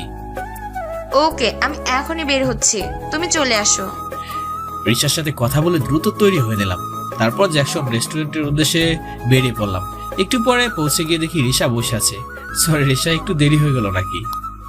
না না, দেরি হয়নি, আমারও একটু আগে আসার অভ্যাস। তোর জিনিসগুলো এনেছো নাকি? হ্যাঁ, সবকিছু এনেছি। তারপর ম্যাপ বের করে দিল। নাও, এইটা হলো আমাদের বন্ধুত্বের উপহার। তুমি চাইলে কিন্তু আমাদের পুরো সিআইডি টিম তোমাকে সাহায্য করতে পারে। আরে না, তার আর কোনো দরকার হবে না, আমি একা কাজটা করতে পারবো। তবুও একবার ভেবে দেখতে পারো। আচ্ছা তুমি একটা কথা বলো তো, তুমি এত ফিট থাকো কেমন করে? আরে বাবা, একজন কমান্ডো আমি, সারাদিন এসব নিয়ে থাকতে হয়। তো এত সব কাজ করতে গেলে তো ফিট থাকতেই হবে। তারপর দুজন মিলে কফি খেলাম। আচ্ছা এখন যাওয়া যাক। ডিনার কফির বিলটা আমি দিলাম, কিন্তু পরের ট্রিটটা কিন্তু তোমার। আচ্ছা ঠিক আছে, এখন বের হওয়া যাক। রেস্টুরেন্ট থেকে বের হয়ে গেলাম। রিসা হাত বাড়িয়ে দিয়ে হ্যাড চেক করলো। ওকে, তাহলে যাওয়া যাক। ওকে বিদায় দিয়ে রাস্তা পার হলাম। হঠাৎ করে পেছন থেকে রিসা চিৎকার শুনতে পেলাম। এই তোমরা কারা? আমাকে ছেড়ে দাও বলছি। রিসার আওয়াজ শুনে পিছনে তাকাতে দেখি একটা গাড়ি ওকে জোর করে তুলে নিয়ে যাচ্ছে। নিশ্চয়ই ড্রাগনের লোকেরা আমার ব্যাপারে জেনে গেছে আর ভুল করে রিসাকে তুলে নিয়ে যাচ্ছে। আমিও ওদের পিছনে দৌড়াতে লাগলাম। গাড়িটা স্পিডে চলছে, কিন্তু আমিও কমান্ডোতে দৌড়ে চ্যাম্পিয়ন হয়েছি। সমস্ত শক্তি দৌড়াতে লাগলাম। ওর আস্তে আস্তে জঙ্গলের মধ্যে চলে গেল। কি করব কিছুই মাথায় আসছিল না। তখন রাস্তায় একটা মোটা লাঠি দেখতে পেলাম। ওইটা ওদের গাড়ির দিকে ছুঁড়ে মারলাম। সাথে সাথে গাড়ির সামনের কাজটা ভেঙে গেল, আর ওরা কন্ট্রোল করতে না পেরে গাড়ি থামিয়ে দিল। দৌড়ে গিয়ে রিসাকে গাড়ি থেকে বের করলাম, কিন্তু 10 থেকে 13 জন আমাদেরকে ঘিরে ধরল। রিসাকে সাইডে সরিয়ে দিয়ে সব কয়টাকে মারতে থাকলাম। একটু পর দেখি মাটিতে সব কয়টা গড়াগড়ি খাচ্ছে। তারপর রিসার দিকে তাকাতে একটা গুলি এসে সোজা আমার পেটের বাম পাশে লাগলো। সাথে সাথে চোখ দুটা অন্ধকার হয়ে গেল। রিসা এই অবস্থা দেখে নীল বলে একটা চিৎকার দেয়, কিন্তু নীলের দেহ মাটিতে পড়ে আছে, কোনো সারা শব্দ নেই। সেই লোকগুলো এসে জোর করে রিসাকে তুলে নিয়ে যায়। হঠাৎ করে আমার ঘুমটা ভেঙে গেল। পাশে তাকিয়ে দেখি 3টা লোক দাঁড়িয়ে আছে। চারপাশে তাকাতে দেখি আমি হসপিটালের বেডে শুয়ে আছি। তখন সামনে দাঁড়ানো একটা লোক বলে উঠলো, এই ছেলে, রেশা কোথায়? মনে মনে এরা আবার কারা যে রিসার খোঁজ নিতে আসছে? ব্যাপারটা এখন চেপে যেতে হবে। আমি কেন রিসাকে চিনি না? আর আপনারা কে? আমরা সিআইডি থেকে আসছি, আর রেশাও একজন সিআইডি অফিসার। এটা রেশার ছবি, একটা ছবি সামনে দিয়ে বলল, আর আমরা তোমাকে জঙ্গল থেকে অজ্ঞান অবস্থায় পেয়েছি। ছবির দিকে তাকিয়ে দেখলাম যে এটা রিসা, কিন্তু ওদেরকে এখন আমার সম্পর্কে বললে পুরো প্ল্যানটাই বরবাদ হয়ে যাবে। তাছাড়া রিসাকে বলছি যে আমি ওদের কোনো প্রকার সাহায্য নেব না, তাই এটা প্ল্যান মাথায় আসলো। শুনুন, আমি এই মেয়েটাকে চিনি না, আর আমি কিভাবে জঙ্গলে ছিলাম সেটাও আমি জানি না। আমি তো সকালে কলেজের জন্য বের হয়েছিলাম, তারপর আমার আর কিছু মনে নেই। স্যার, তাহলে কি ওর স্মৃতিশক্তি চলে গেছে নাকি? না না, আমার স্মৃতিশক্তি আসলে যায়নি। আমার সবকিছুই মনে আছে। আমার নাম নীল। এখানে একটা কলেজে আমি লেখাপড়া করি, বাট কলেজ থেকে বের হওয়ার পর আমার কিছুই মেনে নেই। ডক্টর আমার মাথা ব্যথা করছে। রাহাত, এবার ছেলেটার একটু রেস্টের প্রয়োজন, না হলে মাথায় অতিরিক্ত চাপ পড়বে। দেখো রাহাত, এখন যদি আর ওকে চাপ দাও তাহলে নার্ভাস ব্রেকডাউন হয়ে যাবে। So please leave him alone. তখন অফিসার আর কোনো কথা বলতে পারলো না। তারা কেবিন থেকে বের হয়ে গেল, আর তখনই তানহা দৌড়ে ভিতরে প্রবেশ করলো। পিছনে রাজও ছিল। এই নীল, কি হয়েছে তোমার? জানো তোমার জন্য কতটা টেনশন হচ্ছিল। ডক্টর, নীলের কি হয়েছে? দেখো তাহনা, চিন্তার কোনো কারণ নাই। ওনার একটা গুলি লেগেছিল পেটের ডান পাশে। সেনসিটিভ সুয়েব বেরিয়ে গেছে, এখন সম্পূর্ণ বিপদমুক্ত। আপনি আমাকে কেমন করে চিনেন? আরে তুমি আমাদের আনোয়ার সাহেবের মেয়ে, আর তোমাকে চিনবো না এটা কেমন করে হয়? এই নীল, কেমন করে হলো এসব? জানো তোমার জন্য আমার কতটা টেনশন হচ্ছিল। কতবার যে তোমাকে ফোন করেছি, বাট তোমার কোনো খোঁজ খবর পাই নাই। তারপর অনেক কষ্টে তোমাকে খোঁজে চলে আসলাম। এই তানহা, আমার কিছু হয়নি। আমি এখন একদম ঠিক আছি। আর তুমি এত উতলা হও না, শরীর খারাপ করবে। আমার শরীর নিয়ে তোমাকে এত চিন্তা করতে হবে না। নিজের পেটে গুলি লেগেছে, সেটা নিয়ে কোনো চিন্তা নেই। তানহা কথা বলেই কেঁদে দিল। আরে পাগলি, তুমি কাঁদছো কেন? কাদার মতো কিছু হয়েছে নাকি? আর ডক্টর তো বলে দিয়েছে যে আমি সম্পূর্ণ বিপদমুক্ত আছি। তুমি আর কি বুঝবে? আমার কোনো প্রিয় মানুষের কিছু হলে খুব কষ্ট হয় আমার। আর তুমি তো এখন আমার খুব ভালো একটা বন্ধু। আচ্ছা ডক্টর, আপনারা ওর সমস্ত রকম ট্রিটমেন্ট করুন, কোনো কমতি যেন না থাকে। যত টাকা লাগে আমি দিব। নার্স, রোগীকে একটা ঘুমের ওষুধ দিন, এখন ওনার ঘুমের প্রয়োজন। নার্স এসে নীলকে একটা ঘুমের ওষুধ দেয়। ওষুধ খেয়ে নীল ঘুমিয়ে পড়ে। একটানা দুপুর পর্যন্ত ঘুমিয়ে থাকে নীল। এরপর দুপুরে ঘুম ভেঙে যায়। আস্তে করে চোখ খুলে তাকিয়ে দেখি আমার পাশে তানহা বসে আছে। আমার হাতের উপর মাথা রেখে ঘুমিয়ে পড়েছে, কিন্তু ওর মাথার কিছু চুল ওর মুখের উপর এসে পড়েছে। সব মিলিয়ে ওকে খুব মায়াবী লাগছে। ইচ্ছে করছে ওর কপালে ভালোবাসা একটা পরশ এঁকে দেই, কিন্তু সেই দিক দিয়ে আমি বাধাগ্রস্ত, কারণ দুজনের মধ্যে ভালো বন্ধুত্বের বেশি আর কিছু নেই। এসব ভাবতে গিয়ে হাতটা হালকা টান লাগলো, আর তখনই তানহার ঘুমটা ভেঙে গেল। ওহ নীল, তুমি উঠে পড়ছো? এখানে বসে থাকতে থাকতে কখন যে চোখটা লেগে গিয়েছিল বুঝতে পারি নাই। তোমার তো এখন দুপুরে খাবারের সময় হয়ে গেছে। রাজকে খাবার আনতে পাঠিয়েছি, এখনই চলে আসবে। দুজনে কথা বলতে বলতে রাজ খাবার নিয়ে চলে আসলো। আমার ফেভারিট খাবার বিরিয়ানি নিয়ে আসছে। রাজ খাবারটা তানহার হাতে দিল, তারপর তানহা খাবারগুলো একটা প্লেটে নিয়ে দিল, তারপর আমার হাতে দিল। নাও, এবার খাবারগুলো খেয়ে নাও, তোমার ওষুধ খেতে হবে। খাবার খাওয়ার জন্য উঠতে গিয়েই পেটে ব্যথা লাগলো। ব্যথায় কুকড়ে উঠলাম। এই এই, তোমার আবার কি হলো? ইস, আমার তো মনেই নেই যে তোমার পেটে গুলি লেগেছে। তুমি উঠে খেতে পারবে না, সত্যি বিষয়টা ভুলে গিয়েছিলাম। আসো, আমি খাইয়ে দিচ্ছি। তানহার কথা শুনে পুরো অবাক হয়ে গেলাম। মেয়েটা বলছে কি ও নাকি আমাকে খাইয়ে দেবে? মাথাটা পুরো খারাপ হয়ে গেল নাকি? এত কিছু ভাবছো কেন তুমি? আমার মাথা একটুও খারাপ হয় নাই। তুমি অসুস্থ বলে তোমাকে খাইয়ে দিচ্ছি। এখন চুপচাপ করে খাবারগুলো খেয়ে নাও তো।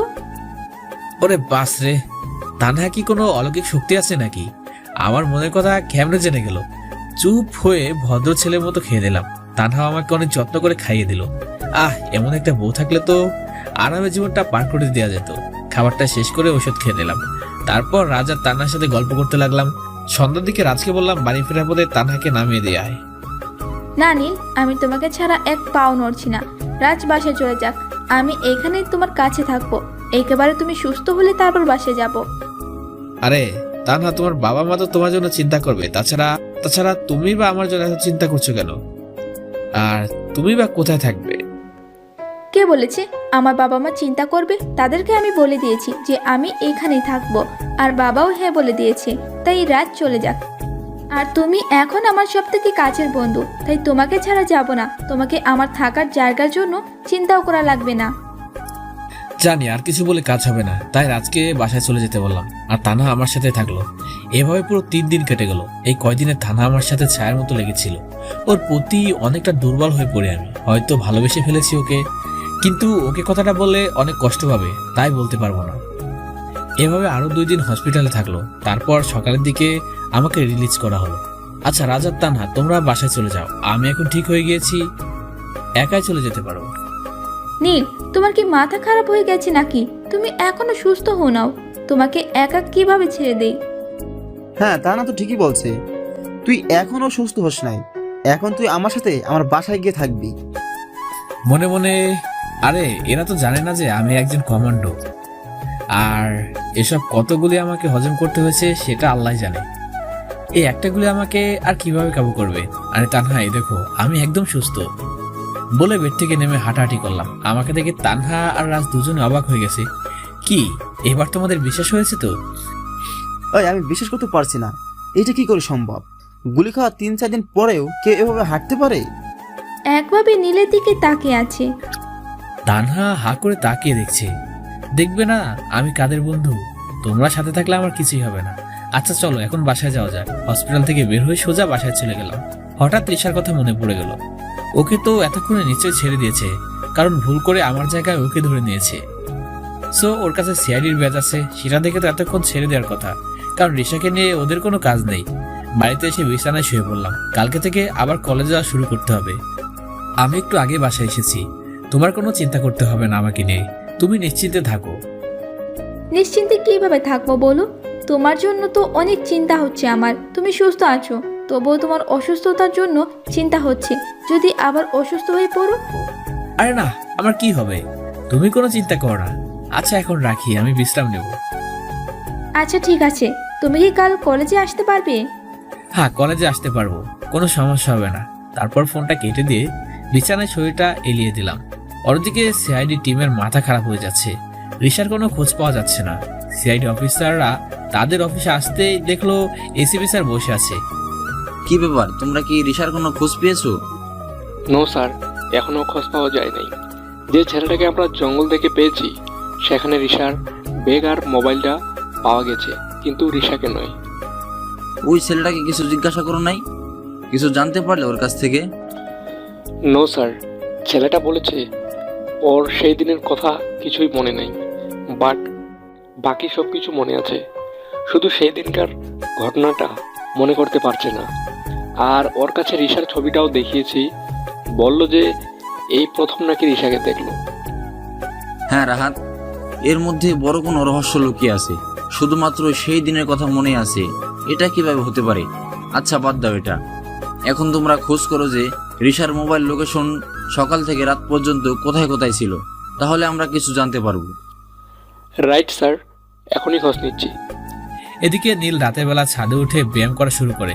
এই 7 দিনে আজকে আবার ব্যায়াম করা শুরু করলো। প্রত্যেকদিন নীল প্রায় অধিকাংশ সময় ব্যায়াম করে কাটিয়ে দেয়, কারণ একজন কমান্ডোর বডি ফিট রাখার জন্য প্রচুর পরিমাণে ব্যায়াম করতে হয়। প্রায় 30 মিনিট ধরে ব্যায়াম করার পর হঠাৎ ফোনটা কান্না করা শুরু করে দিল। ফোনের দিকে তাকিয়ে দেখে তার আম্মু ফোন করেছে। তারপর রিসিভ করে কানে নেয়, আর তখনই ওপাশ থেকে ঝড় উঠে যায়। নীল বুঝে নেয় এটা তার ছোট বোন যারা। কুত্তা, বাদর, হনুমান, পচা টমেটো, পচা আলু, হাতি, শিয়াল, তোকে তো আমি মেরেই ফেলবো হারামজাদা। এই মেরেছে পেত্তিটা তো দেখছি সেইভাবে খেপে আছে। সাবধানে কথা বলতে হবে, নাহলে কপালে আজ কি আছে। কিরে, কি হয়েছে, এত চিল্লাস কেন?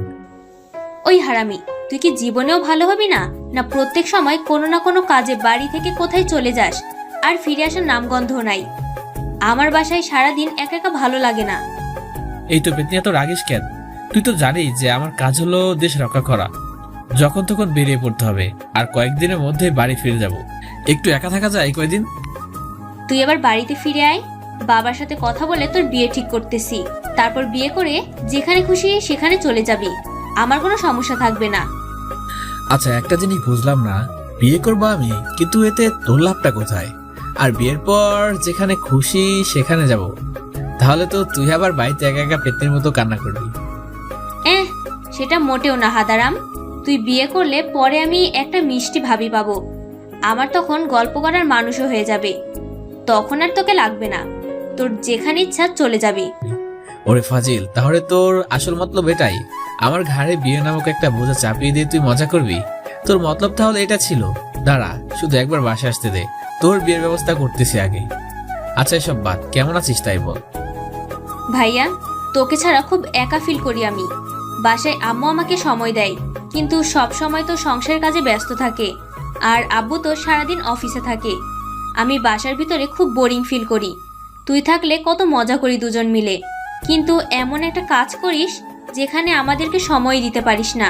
ভাইয়া রে, তোকে খুব মিস করতেছি, তুই তাড়াতাড়ি চলে আয়। এই যারা, এত মন খারাপ করিস না, আমি খুব তাড়াতাড়ি বাসায় চলে আসবো। আচ্ছা, বাবা মা সবাই ভালো আছে তো? হ্যাঁ, সবাই ভালো আছে। আচ্ছা, এখন রাখি, আবার পরে কথা হবে, আমার অনেক কাজ করতে হবে। তারপর ফোনটা কেটে দিয়ে আবারও ব্যায়াম করা শুরু করে দিলাম। ব্যায়াম করা শেষ করে নিজের রুমে গিয়ে ফ্রেশ হয়ে নেয়। তারপর রুমে আসতেই দরজা কেউ নক করে। নীল গিয়ে দরজাটা খুলে দেয়, দেখে পাশের বাসার আন্টি আসছে তার জন্য কিছু খাবার নিয়ে। এই আন্টি আমাকে বাসাটা পাইয়ে দিয়ে সাহায্য করেছে, তাই খাবারগুলো নিয়ে খেয়ে নিলাম। তারপর বিছানা ঠিক করে ঘুমের রাজ্যে চলে গেলাম। পরের দিন সকালবেলা ফোনের আওয়াজে ঘুমটা ভেঙে গেল। ঘুম ঘুম চোখে ফোনটা রিসিভ করলাম। হ্যালো, কে বলছেন? এই তুমি এখনো ঘুমিয়ে রইছো? জানো তুমি কখন সকাল হয়ে গেছে আর একটু পর কলেজ শুরু হয়ে যাবে, তুমি এখনো ঘুমিয়েই আছো। কণ্ঠটা চিনে গেলাম, তানহা ফোন করেছে। ও সরি, তুমি কলেজে রওনা দাও, আমি আসছি। তানহা এখন আমার খুব কেয়ার করে, কখন কি করি, শরীর কেমন আছে, খাওয়া দাওয়া করছি কিনা, আরো অনেক কিছু খবর রাখে। তানহার জন্য মনের মধ্যে একটা জায়গা তৈরি হয়ে গিয়েছে, নিজের অজান্তে এই জায়গাটা তৈরি হয়েছে। জানি না এটাকে মনে হয় ভালোবাসা বলে। কতক্ষণ নিজেকে চেপে রাখতে পারবো জানি না, কিন্তু খুব তাড়াতাড়ি আমার মনে কথাটা ওকে জানাবো। তারপর ফ্রেশ হয়ে নিয়ে ডিম ভাজি আর ভাত রান্না করে নিলাম। এটাই আমার সকালের প্রিয় একটা খাবার। তারপর খাওয়া শেষ করে কলেজে চলে গেলাম। তানহা আগে থেকেই কলেজে এসে বসে আছে। আমি আসতে গিয়ে তানহার পাশে বললাম, তোমার আসতে এত সময় লাগে? সেই কখন থেকে আসছি আমি কলেজে, আর তুমি এখন আসলে? সরি, আমার একটু দেরি হয়ে গিয়েছে। আসলে আজ কেমন যে কি হয়েছিল, ঘুম থেকে উঠছি দেরিতে, তাও তোমার ফোন পাওয়ার পর ঘুমটা ভাঙছে, না হলে তো আজ কলেজে আসতে পারতাম না। আচ্ছা, রাজকে তো দেখতে পাচ্ছি না, রাজকে এখন আসে নাই নাকি? যাক, রাজ বেচারা অনেকদিন বাঁচবে, তুমি বলার সাথে সাথেই হাজির। তাহার কথা শুনে পিছনে তাকালাম, দেখি রাজ কলেজ গেট দিয়ে ঢুকতেছে। একটু পর রাজ আমাদের সাথে এসে আড্ডায় বসলো। এই যে নবাব, আপনি তো এসে বসে বললেন, এদিকে ক্লাসের সময় হয়ে গিয়েছে, সেটা কি মাথায় আছে? নীলের কথা শুনে ঘড়ি দিকে তাকাই। ওহ সরি রে দোস্ত, আমি ঘড়ি দিকে খেয়ালই করি নাই। ওই তো, মানুষ যখন প্রেমে পড়ে তখন আরো কত কি ভুলে যায়। তার মানে রাজ প্রেমে পড়েছে, তো আমাদের মিষ্টি মুখ করাবে না তুমি? দূর রাখো তো তোমার মিষ্টি মুখ। এই নীল শুধু ফাজলামো করে, আন্দাজে একটা কথা বলে দিল আর আমাকে পেয়ে বসলো। আমি ওসব প্রেমে পড়িনি। এবার চল তো ক্লাসে যাই। তানার দিকে তাকিয়ে হেসে দিলাম। তানাও আমার চালাকি বুঝতে পেরে হেসে দিল। তারপর সবাই মিলে ক্লাসে চলে গেলাম। 2টা ক্লাস করে 3জন মিলে বাইরে চলে আসলাম। নীল, এখন আমরা 3জন একটা জায়গায় ঘুরতে যাব। এই কি বলছো? এখন যেতে পারবো না, অন্যদিকে যাব। আমি কোনো কথা শুনতে চাই না। রাজ, তুমি চলো, আমরা সবাই মিলে একই সাথে ঘুরতে যাব। আরে আমি তো এক পায়ে রাজি, শুধু বলো কোথায় যেতে হবে। এটা তোমাদের জন্য সারপ্রাইজ। তুমি যদি নীলকে নিতে পারো তাহলে আমি তোমাকেও নিয়ে যাব। এটার এমন কি বিষয়? ওকে, আমি নিয়ে যাচ্ছি আর তুমি আমাকে নিয়ে যাও।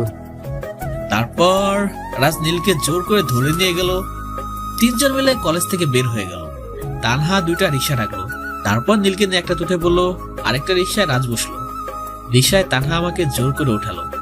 আমার এখন কোথাও যেতে ভালো লাগছে না, তাই তানহা আমাকে কোথাও নিয়ে যেতে যাচ্ছে। আমি এখন কোথাও যাব না তো। আরে বলো না, কোথায় নিয়ে যাচ্ছ? এই, একদম চুপ করে থাকবা। এত কথা বলো কেন তুমি? যেখানে নিয়ে যাই তাতে তোমার কি? তুমি চুপ করে রিক্সায় বসে থাকো, আর একটা কথা বললে খুব খারাপ হয়ে যাবে কিন্তু। ওরে বাপরে, এটা মেয়ে নাকি শাকচুন্নি? এমন করে কেউ বলে নাকি? একটু ভালোবেসে বললেও তো হতো, এত রাগ করার কি আছে? ভদ্র ছেলের মতো চুপচাপ বসে থাকলাম, না হলে কখন কি করে বসে হিসাব নাই। একটু পর শহরের সব থেকে বড় শপিং মলের সামনে তানহা রিক্সা দাঁড় করলো। এই নীল, এবার তুমি নামো, বসেই থাকবে নাকি? আরে নামছি তো, এত রাগ করছো কেন? তারপর রিক্সা থেকে নেমে গেলাম। রাজা আমাদের পিছনে চলে আসলো। ভাড়া মিটিয়ে নীলকে নিয়ে শপিং মলের ভেতরে চলে গেল। তারপর একটা দোকানে ঢুকলো। আচ্ছা মামা, এই ছেলেটার জন্য সব থেকে ভালো ব্র্যান্ডের জিন্স দেখান তো। তানহার কথা শুনে আমি তো পুরাই অবাক, কারণ আমার জন্য কাপড় কিনছে। এই তানহা, তুমি কি করছো এসব? আমার কাপড় চোপড় লাগবে না তো। তোমাকে না বলছি কোনো প্রকার টু শব্দ পর্যন্ত না করতে, তবুও তুমি কেন এত বেশি কথা বলছো? নিজের জায়গায় চুপচাপ দাঁড়িয়ে থাকো। রাগে দৃষ্টিতে তাকালো নীলের দিকে। তানহার দিকে তাকিয়ে চুপ করে গেলাম। মেয়েটা আমার উপর রেগে যাচ্ছে, আর কথা বলা যাবে না। চুপচাপ বসে থাকলাম। প্যান্ট কেনার পর একটা শার্টের দোকানে গেল। তারপর তানহা নিজে চয়েস করে শার্ট কিনে দিল। আমার চয়েস করার কোনো সুযোগই দিল না, নিজেই সবকিছু পছন্দ করে দিল। এই নাও, এই সব কিছু তোমার জন্য। আমি নিজের পছন্দ করে কিনে দিলাম। আর কালকে থেকে যেন কলেজে ওইসব খ্যাতমার্কা কাপড় পরে আসবা না বলে দিলাম। তুমি তো দেখতে পুরো নায়কের মতো, তাহলে এরকম থাকো কেন? কালকে এই নতুন জামা পরে আসবে। আমি হ্যাঁ বলে মাথা নাড়ালাম, কারণ এখন বেশি বকবক করলে আমার অবস্থা খারাপ করে ছাড়বে। এই রাজ, তোমাকে তো বলেছিলাম নীলকে নিয়ে আসতে পারলে তুমি যা চাও তাই দিব। তো এখন তোমার মন মতো সব কিছু নিয়ে নাও। তানার কথা শুনে রাজ তো অনেক খুশি হলো। তারপর ওর মন মতো শপিং করে নিল। সব কেনাকাটা শেষ হয়ে গেল, শপিং মল থেকে বের হয়ে গেলাম। তানহার বাবার নাম করা ব্যবসায়ী বলে সবাই আমাদের খুব সম্মান করলো। তারপর যে যার মতো বাসায় চলে গেলাম। সন্ধ্যার সময় তানহার দেয়া কাপড় চোপড়গুলো দেখতে লাগলাম। আসলে মেয়েটার পছন্দ আছে বলতে হবে। আমার প্রিয় নীল কালারের শার্টটা কিনেছে, আর প্যান্টটাও মনের মতো। ওর মতো একটা বউ পেলে তো আর কোনো কথাই থাকবে না। কিন্তু তানহা আমার অনেক ভালো বন্ধু হয়ে গেছে। এখন ওকে আমার ভালোবাসার কথাটা বললে যদি বন্ধুত্বটা নষ্ট হয়ে যায়, এসব ভাবছি হঠাৎ করে চিৎকারে আওয়াজ শুনতে পেলাম।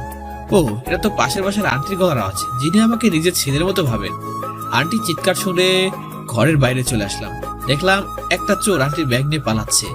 ও, এবার দেখছি ওর সাথে দৌড়ের প্রতিযোগিতা দিতে হবে। চোরের পিছনে পিছনে দৌড় শুরু করলাম। বেশিক্ষণ দৌড়ানো লাগলো না, চোরটাকে ধরে আন্টির সামনে নিয়ে আসলাম। এই যে আন্টি, চোর সহ তোমার ব্যাগ নিয়ে আসছি। এটাকে আজ এমনভাবে শিক্ষা দিবে যাতে করে কারোর ব্যাগ চুরি করার সাহস না পায় কোনো। এই বলে চোরটাকে মারা শুরু করলাম। ও ভাই, আমার ভুল হয়ে গেছে, আমাকে মাফ করে দিন। আমি আর সহ্য করতে পারছি না আপনাদের মার। আর কিছুক্ষণ মারলে আমি মরে যাব। ছেলেটার কথা শুনে ভিতরে মায়া হলো, তাই ওকে ছেড়ে দিলাম। তারপর আন্টিকে ব্যাগটা দিয়ে ঘরে চলে আসলাম। আন্টি আমার কাজ দেখে খুব খুশি হলো। পরদিন সকালে তাহার শার্ট আর প্যান্ট পরে কলেজে চলে গেলাম। আজ আর খ্যাত সেজে আসি নাই, সবকিছু ঠিকঠাক করে আসছি। কলেজ গেট দিয়ে ভিতরে ঢুকতেই সবাই আমার দিকে হা করে তাকিয়েছে। কি ব্যাপার, এরা কি কোনো ছেলে কাজ পর্যন্ত দেখে নাই? আমার দিকে এমন ভাবে তাকিয়ে আছেন কেন? ওদের এমন তাকিয়ে থাকা দেখে অস্বস্তি লাগতে লাগলো। তাই আমি আড্ডায় চলে গেলাম। কিন্তু তানা আমাকে দেখে অবাক হয়ে তাকিয়ে রইল। ওই তানা, কি হয়েছে তোমার, এভাবে তাকিয়ে আছো কেন? তোমাকে তো একদম রাজকুমারের মতো লাগছে। তোমাকে দেখলে তো যে কোনো মেয়ে প্রেমেই পড়ে যাবে। আরে তানা, তুমি যে কি বলো না। আরে দোষ, সত্যি তোকে নায়ক মতো লাগছে, একদম যেন রাজকুমার। তোকে দেখলে আসলে যে কোনো মেয়ে পটে যাবে। আচ্ছা, হয়েছে, এতক্ষণ ধরে আমার অনেকগুলো গুণগান করছিস। এবার ক্লাসের টাইম হয়ে গেছে, চল ক্লাসে যাওয়া যাক। তারপর তিনজন মিলে ক্লাসে থেকে রওনা দেয়। তানহা আজ নীলের পাশে বসছে, কিন্তু নীল কিছু বলতেও পারছে না। ক্লাসের সবাই আর চোখে নীলের দিকে তাকাচ্ছে। নীলের বিষয়টা কেমন যেন লাগতে লাগলো। তবে একটা বিষয়ে খুব ভালো লাগছে, নতুন বেশে আসছি তো তাই সবাই এমনভাবে তাকাচ্ছে। নীল মনে মনে হেসে দেয়। একটু পরেই ক্লাস শেষ হয়ে যাওয়ার পর তিনজন মিলে কিছুক্ষণ আড্ডা দেই। তারপর ক্যান্টিনে গিয়ে খেতে বসি। নীল কি খাবে বলো? তোমার যা পছন্দ হয় তাই অর্ডার করো। এই রাজ, তুমি কি খাবে? ওই তো, আজ আমরা কেউ অর্ডার দেবো না, তোমার ইচ্ছে মতো অর্ডার করো, সেগুলোই আজ খাবো। তানহা ওদের কথা শুনে হেসে দেয়। আচ্ছা আচ্ছা, ঠিক আছে, আমি আজকে অর্ডার করছি। তারপর তানহা ওর পছন্দ মতো আইটেমগুলো অর্ডার করে। খাবার আসতে কিছুক্ষণ সময় লাগবে, তাই তিনজনে মিলে গল্প করতে থাকে। হঠাৎ করে একটা মেয়ে এসে নীলের সামনে হাঁটু গেড়ে বসে পড়ে, হাতে একটা গোলাপ ফুল। নীল, আমি তোমাকে অনেক ভালোবাসি, কিন্তু তোমাকে কখনো বলার মতো সাহস পাই নাই। আজকে কি যেন হলো আমার, তোমাকে দেখে আরেকবার ফিদা হয়ে গেলাম। তাই কিছু না ভেবেই প্রপোজ করলাম। তুমি কি আমাকে ভালোবাসবে? আমি কিছু বলতে যাব, সবার আগে তানহা যা করে বসলো সেটা দেখে তো সবাই অবাক হয়ে গেল। তানহা মেয়েটার গালে খুব জোরে দুটা থাপ্পড় মেরে দিল। মেয়েটা তার সামলাতে না পেরে ছিটকে পড়ে গেল। তানহা আচরে মেয়েটা খুব ভয় পেয়ে যায়। তানহা আবার ওকে মারতে যায়। তখন আমি গিয়ে তানহাকে ধরে ফেললাম, আর মেয়েটা আমার পিছনে লুকিয়ে বলল, এই তানহা, তোমার কি মাথা খারাপ হয়ে গেছে নাকি? এই মেয়েটাকে এইভাবে মারছো কেন? তো মারবো না, কি করব? এই মেয়ের কত বড় সাহস যে তোমাকে প্রপোজ করে। আরে তানহা, এতে তোমার সমস্যাটা কি হলো? একজন মানুষ কাউকে ভালো লাগতেই পারে। এই ভালো লাগার অধিকার প্রত্যেক মানুষের মধ্যে রয়েছে, যে অধিকারটা ওই মেয়েরও আছে। তাই বলে তুমি ওকে এভাবে মারবে নাকি? তোমার তো দেখছি দিন দিন মাথায় খারাপ হয়ে যাচ্ছে। ওই মেয়েটা আমাকে পছন্দ হয়েছে, তাই ও আমাকে প্রপোজ করেছে, কিন্তু আমার তো ওকে পছন্দ হয়নি। এ কথাটা বলার আগেই তো তুমি ওকে ইচ্ছা মতো মারলে। এখন দেখো মেয়েটা ভয় পেয়ে আমার পিছনে লুকিয়ে আছে। একদম চুপচাপ করে আছে, কোনো কথা বলছে না।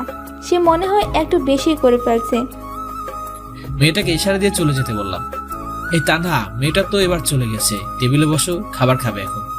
তানহা নীলের কথায় কোনো উত্তর না দিয়ে মাথা নিচে করে ক্যান্টিন থেকে দৌড়ে বের হয়ে যায়। তানহা, হঠাৎ করে কোথায় চলে যাচ্ছে তুমি? কিন্তু তানহা কোনো কথা শুনে না। এরে, তানহাকে মনে হয় একটু বেশি বলা হয়ে গেছে। এরকম না বললেও মনে হয় হতো, কিন্তু মেয়েটা যে কাণ্ড করে বসলো তাতে একটু রাগ হয়ে গিয়েছিল।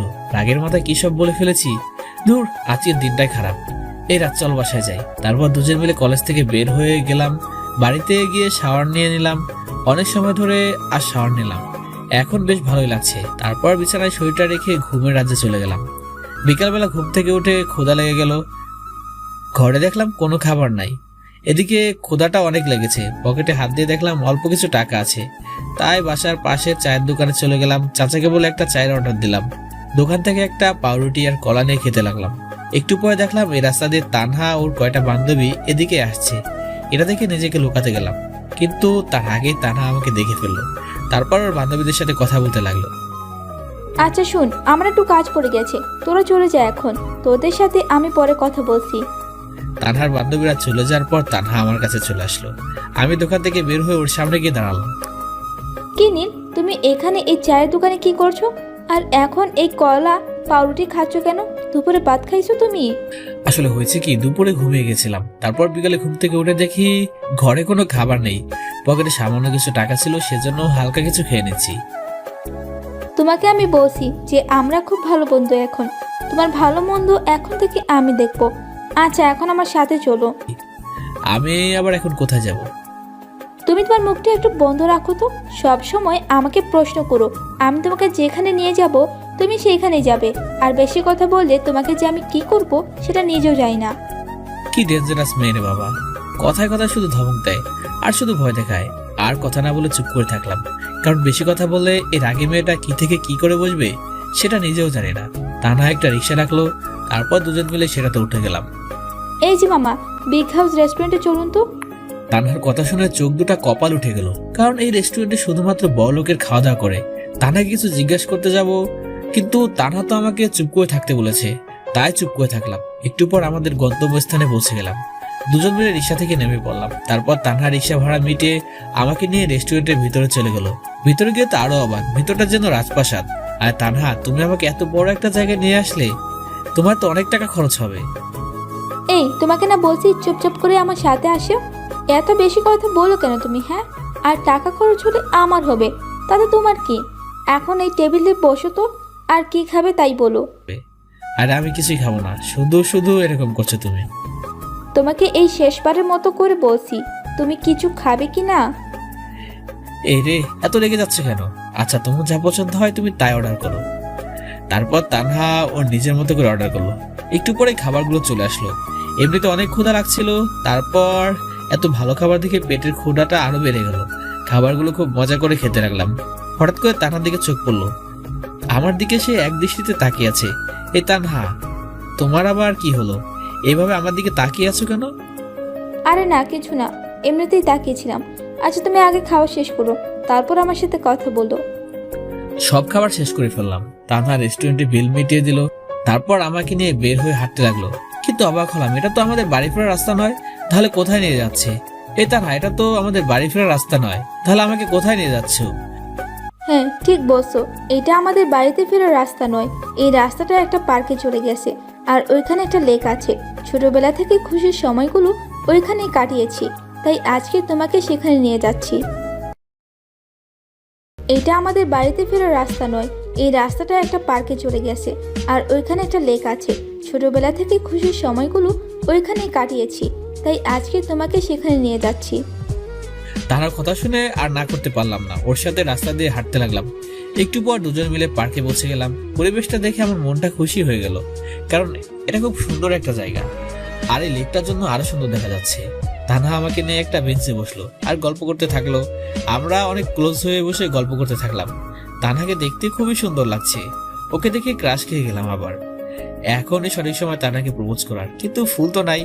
পকেটে হাত দিয়ে দেখি একটা কলম আছে। কলমটা বের করে তানহার সামনে হাঁটু গেড়ে বসে পড়লাম। তারা, আমি তোমাকে খুব ভালোবাসি। আগে তোমার আচরণের কারণে তোমাকে ঘৃণা করতাম, কিন্তু এখন তোমাকে ছাড়া যেন জীবনটা আর চলছে না। সবসময় তোমার কথা মনে পড়ে। তোমার ছোট ছোট শাসন আমার কাছে খুবই ভালো লাগে। প্লিজ আমাকে ফিরিয়ে দিও না। আরে তুমি কি করছো নীল? আমিও যে তোমাকে অনেক ভালোবাসি, আর এই দিনটার জন্যই তো অপেক্ষা করছিলাম। আসল কথা বলতে কি জানো, মেয়েরা তাদের মনের কথা কখনো বলতে পারে না, তাই তো ছেলেদের প্রপোজ করতে হয়। আর আমিও এই দিনটার জন্য অপেক্ষা করছিলাম যে কবে তুমি আমাকে প্রপোজ করবে। আর গাধা, এইভাবে কলম দিয়ে কেউ কাউকে প্রপোজ করে নাকি? এটা তো জীবনে প্রথম দেখলাম। এতে আমি কি করতে পারি? আশেপাশে তাকিয়ে কোনো ফুল দেখতে পেলাম না, তাই তো উপায় না পেয়ে এই কলম দিয়ে প্রপোজ করলাম। হ্যাঁ, তোমার এরকম বোকামি আর মিষ্টি কথাগুলোই আমার খুব ভালো লাগে, কিন্তু এখানে এভাবে প্রপোজ করলে তো হবে না। এ বাবা, তাহলে কিভাবে প্রপোজ করব? এখন উঠে দাঁড়াও তো, কালকে কলেজে গিয়ে গোলাপ ফুল দিয়ে সবার সামনে আমাকে প্রপোজ করবে। আমি চাই না যে আমাদের ভালোবাসার কথা শুধু আমরাই জানবো, পুরো কলেজ ক্যাম্পাস কালকে দেখবে যে আমরা দুজন দুজনকে ভালোবাসি। এটা আমি লুকিয়ে রাখতে চাই না। তুমি কালকে আমাদের ভালোবাসার কথা সবার সামনে বলবে।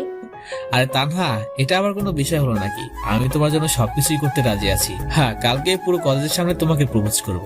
তুমি সঠিক সময় কলেজে চলে এসো, দুজনেই আমরা খুব খুশি। তারপর আরো কিছু সময় পার্কে কাটিয়ে বসে চলে আসলাম।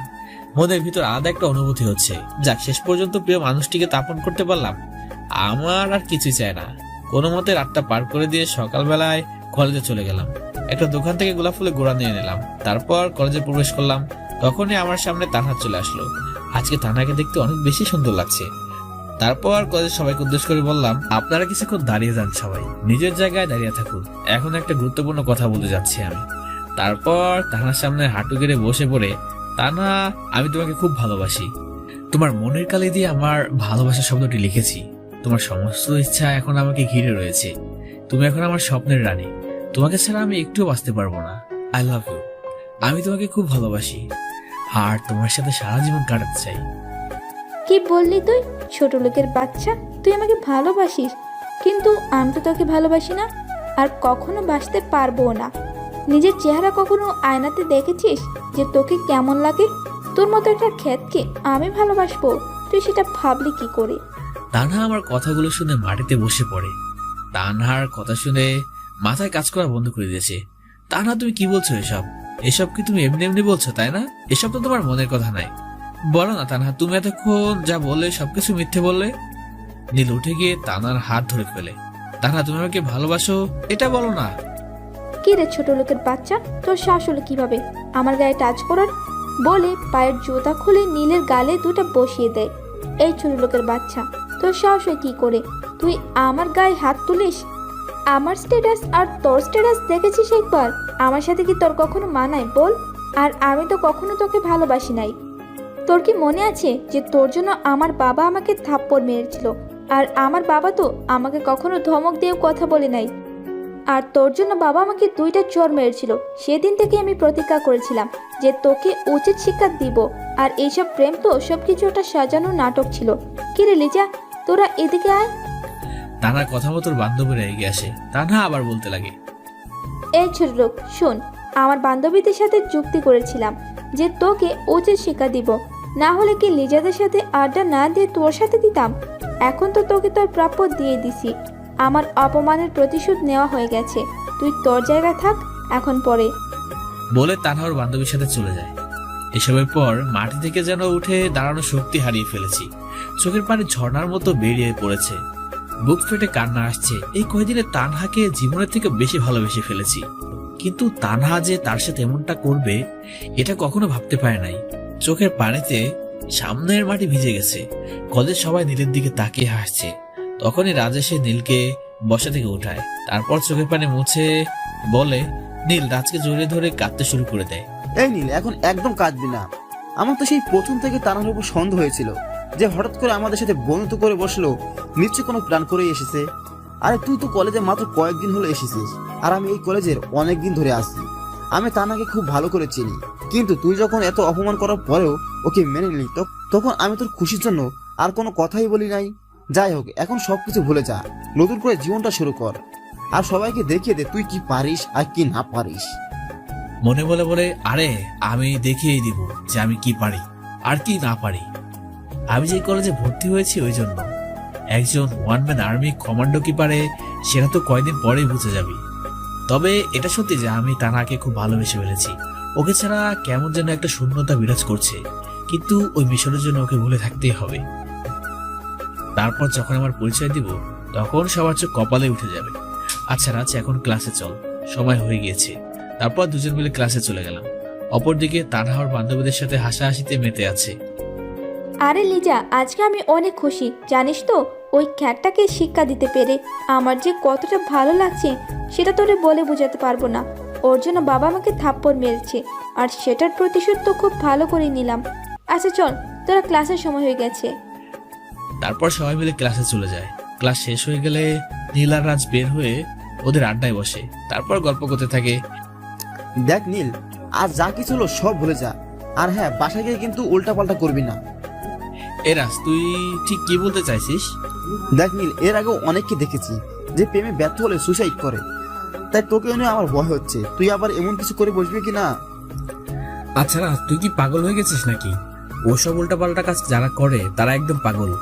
নিজের জীবনকে নিজে শেষ করে দেওয়া কি এত সহজ নাকি? তোর কোনো চিন্তা নাই, আমি এমন কোনো কাজ করব না। আচ্ছা চল, এখন বাসায় চলে যাই। তারপর দুজন মিলে বাসার দিকে রওনা দেয়। নীল বাসায় গিয়ে ফ্রেশ হয়ে খেয়ে নেয়, তারপর একটানা বিকাল পর্যন্ত ঘুম দেয়। হঠাৎ করে নীলের ফোনটা বেজে ওঠে। ফোনটা রিসিভ করতে ওপাশ থেকে একটা ছেলে বলে ওঠে, স্যার, একটা গুরুত্বপূর্ণ খবর আছে। আপনার ফ্রেন্ড সিআইডি অফিসার রিসা, যারা ভুল করে তুলে নিয়ে গিয়েছিল, তারা এখনো ম্যাডামকে ছেড়ে দেয়নি। এদিকে সিআইডি টিম তো পুরোপুরিভাবে খোঁজা শুরু করে দিয়েছে। আমাদের কমান্ডো টিমের হেড আপনাকে দায়িত্ব দিয়েছেন রিসা ম্যাডামকে মুক্ত করে নিয়ে আসার জন্য, সেটা যেভাবেই হোক। আচ্ছা ঠিক আছে, আমি দেখছি বিষয়টা। তারপর ফোনটা কেটে দিলাম। মাথায় তো পুরো আকাশ ভেঙে পড়লো। আমি তো ভেবেছিলাম যে রিশাকে ওরা ছেড়ে দিয়েছে, কারণ ওরা আমাকে ধরতে এসেছিল। কি যে করি এখন? ওরা যে রিশাকে কোথায় নিয়ে গেছে সেটাও তো জানি না। হঠাৎই আমার ফোনে আননোন নম্বর থেকে একটা কল আসলো। ফোনটা রিসিভ করতেই একটা মেয়ের গলা শোনা গেল। এই নীল, তুমি আমাকে বাঁচিয়ে নাও, এই সন্ত্রাসীরা আমাকে বন্দি করে রেখেছে। কণ্ঠটা শুনে বুঝতে পারলাম যে এটা রিশা। এই রিশা, তুমি কোথায় আছো? জানো, তোমার জন্য কত চিন্তা হচ্ছিল আমার। নীল, আমি বুঝতে পারছি না যে এই জায়গাটা কোথায়, আর এখানে অনেকগুলো লোক ড্রাগ স্মাগলিং এর কথা বলছে। নিশ্চয়ই বড় কোনো অপরাধের সাথে যুক্ত আছে এরা। আর আমার মনে হয় এরাই সেই ড্রাগনের লোক যাদের সম্পর্কে তোমাকে একটা সিডি দিয়েছিলাম। প্লিজ তুমি কিছু করো। এরিশা, তুমি কোনো চিন্তা করো না, আমি এক্ষুনি এই সিমটাকে ট্র্যাক করছি। তারপর ফোনটা কেটে দিয়ে সিম অফিসে ফোন করলাম। ফোন করতেই ফোনটা ধরলো। এক্ষুনি এই নম্বর থেকে যে সিমে কল করা হয়েছে সেটা লোকেশন আমাকে এক্ষুনি চাই। তখনই সিমের লোকেশনটা দিয়ে দিল। তারপর আবার কমান্ড হেডকে ফোন করলাম। হ্যালো স্যার, আমার এখন একটা বিশেষ টিম দরকার। সময় হয়ে গিয়েছে ওই ড্রাগ স্মাগলিংদের ধরার। ওদের ঘাটির খোঁজ আমি পেয়ে গিয়েছি। স্যার, আমার মিশন কমপ্লিট হতে চলেছে। এখনই আপনি স্পেশাল একটা টিম পাঠান, ওদের চেলাপেলা ধরতে হবে।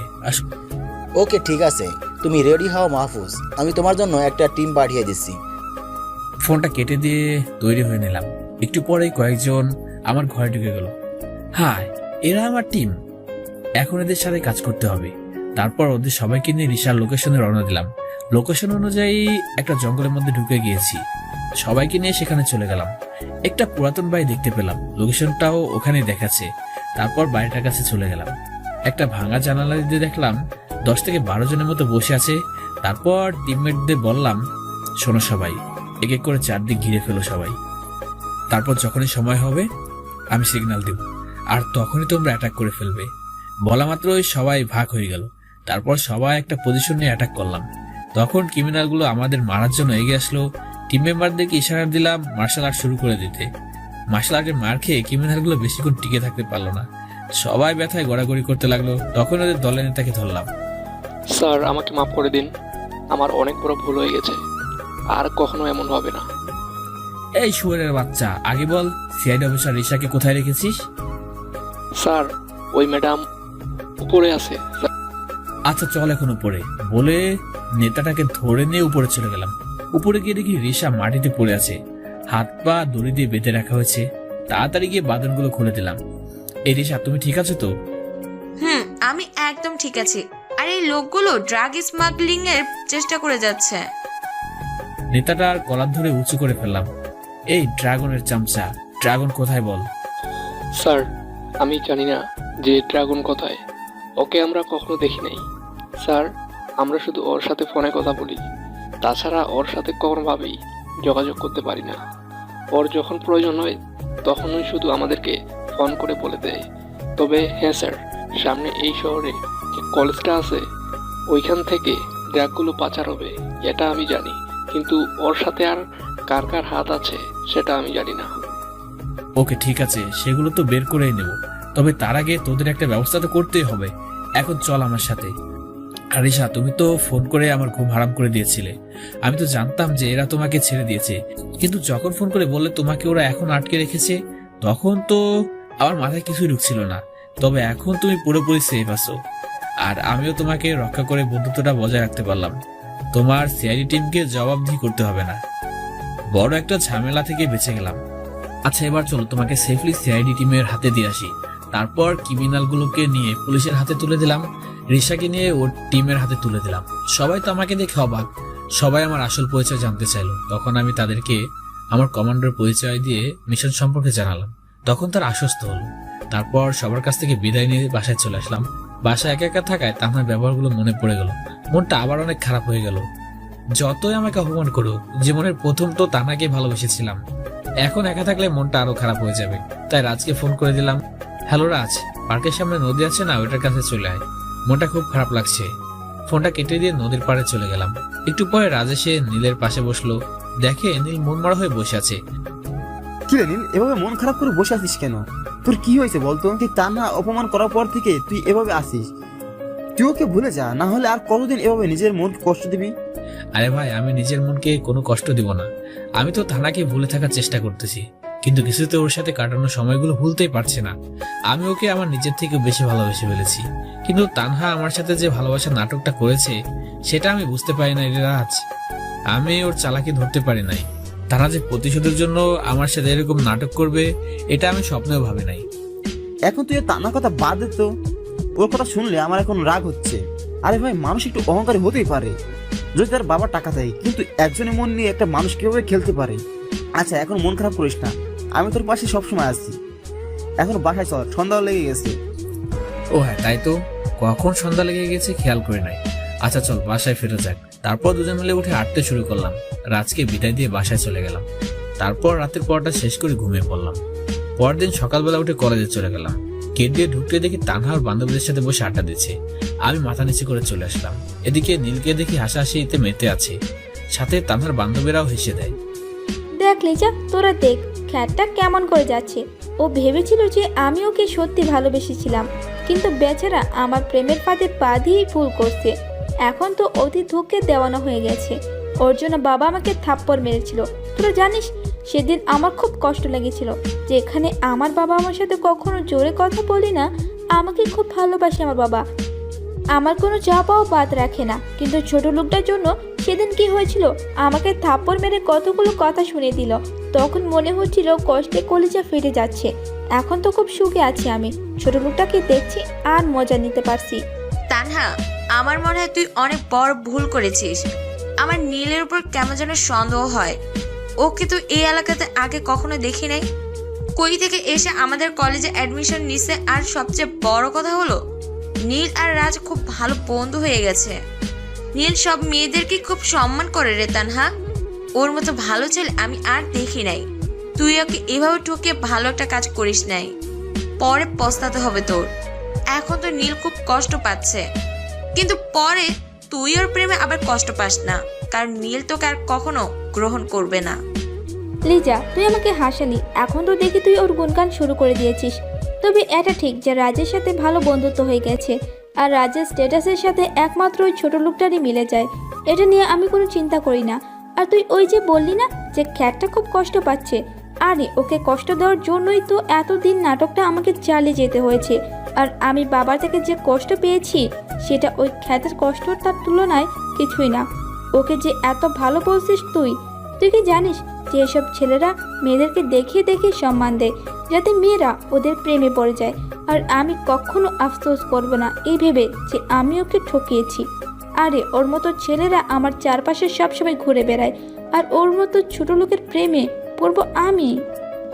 লিজা, তুই বলতেও পারিস এক এক সময় এক এক কথা। ওর প্রেমে তো পরে দূরে থাক, ওকে তো আমার মনেই থাকবে না। কত ছেলেকে এইভাবে শায়েস্তা করলাম, শুধু ওকেই একটু বেশি করে ফেলছি। তবে আমার কোনো সমস্যা হচ্ছে না বা খারাপ লাগছে না যে আমি কষ্ট দিয়েছি। আচ্ছা, এখন ক্লাসের সময় হয়ে গিয়েছে, চল ক্লাসে যাই। তারপর তানহা ওর বান্ধবীরা মিলে ক্লাসে চলে যায়, কিন্তু গিয়ে দেখে ক্লাসে এখনো স্যার আসে নাই। রাজ আর নীল একা বসে আছে। আরে তানহা, দেখ নীল আর রাজ ক্লাসে একা বসে আছে। ক্লাসে তো কাউকে দেখি না। বুঝলি রে লিজা, এইটাই হলো কাটা গায়ে নুনের ছিটা দেওয়ার সময়। এখন ছোট লোকটার সাথে ভালো করে মজা নেওয়া যাবে। চল, ওকে কিছু কথা শুনে আসি। রাজের সাথে গল্প করছি, হঠাৎ করে দেখি তানহা আর ওর বান্ধবীরা আসছে। তখন মাথা নিচু করে রাখলাম। আমি জানি তানহা এসে এখন আমাকে রাগানোর জন্য কিছু কথা বলবে। এই রাজ, তানহা আসছে দেখ, ওর সাথে কোনো প্রকার কথা বলবি না, শুধু চুপ করে থাকবি, দরকার হলে ওর সাথে আমি কথা বলবো। হাসতে হাসতে নীলের কাছে চলে আসলাম। কি রে ছোট লোক, এখানে বসে কি গল্প করছিস রে? ওহ, বুঝেছি, ছেকাকে সেই দুঃখগুলো এই বান্দরটার সাথে শেয়ার করছিস না রে। কিন্তু কি জানিস, তোর জন্য আমার কোনো রকম মায়া কাজ করছে না। শুধুমাত্র তোর জন্য বাবা আমাকে থাপ্পড় মেরেছিল, সাথে অনেকগুলো কথাও শুনিয়েছিল। যাই হোক, সেটা বাদ দিলাম। এতদিন ধরে তো আমার টাকা দিয়েই অমত ফুর্তি করছিস। যাক, একদিক দিয়ে ভালোই হয়েছে, নিজের বাবার টাকায় তো জীবনে খেতে পারবি না, আমার টাকায় খেয়ে নিয়েছিস। তো এখন কি রাজের টাকা খাওয়ার চিন্তা করছিস নাকি? রাগের ঠেলায় ওর চোখ দুইটা একদম লাল হয়ে গিয়েছে। আমি ইশারা করে ওকে ঠান্ডা থাকতে বললাম। আচ্ছা তানহা, আপনার কি সারাদিন আর কোনো কাজ নেই, নাকি একটাই কাজ যে আমাকে বিভিন্ন কথা বলে রাগানো? কিন্তু একটা কথা শুনে রাখুন, আপনি যদি মনে করে থাকেন যে আমি আপনার কাছ থেকে ধোঁকা খাওয়ার পর একেবারে এলোমেলো হয়ে গিয়েছি, তাহলে আপনি খুব ভুল হয়ে বসে আছেন। কারণ আমি এখন কোনো প্রকার ডিপ্রেশনে নাই, আমি সম্পূর্ণ খুশি আছি। আর হ্যাঁ, আপনার প্রতি আমার কোনো ইন্টারেস্ট নাই, যা ছিল সেগুলো ঘৃণার সাগরে ভেসে গিয়েছে। কারণ আপনি একজনের মন ভেঙে দিয়েছেন। কারোর ক্ষতি করলে তো মাপ চাইলে পরিবর্তন করে মানিয়ে নেওয়া যায়, কিন্তু কারোর মন ভাঙলে সেটা আর সহজে জোড়া লাগানো যায় না। আপনি তো একজন প্রতারক যে মানুষের মন নিয়ে খেলা করে। আপনি এখন এখান থেকে আসতে পারেন। আমি আপনার কোনো কথা এখন শুনতে চাচ্ছি না। আমার কথাগুলো শেষ হতেই ক্লাসে স্যার চলে আসলো। রাগীর দৃষ্টিতে, তুই আমাকে অনেক জ্ঞান দিয়েছিস এত সময় ধরে, এখন ক্লাসে স্যার চলে আসছে, নয়তো আমিও তোকে কিছু জ্ঞান দান করতাম রে ছোট লোক। এই লিজা, চল গিয়ে বসি। মনে মনে হাসলাম, ওরে তানহা, তুমি তো এখন আমাকে চিনো নাই। যখন তোমার সামনে আর আসবো না, তখন তুমি বুঝবে কি হারিয়েছো। এখন এসব বাদ দেই। আমাকে যখন সামনে দেখবে না, তখন আমাকে পাবার জন্য আফসোস করবে। ভালোবাসা নাটক করলেও তো আমার সাথে একান্ত সময় কাটিয়েছো, সেই কথাগুলো মনে পড়বে তোমার। তারপর ক্লাসের দিকে মনোযোগ দিলাম। স্যার ক্লাসে এসে পরীক্ষার তারিখটা বলে দিলেন।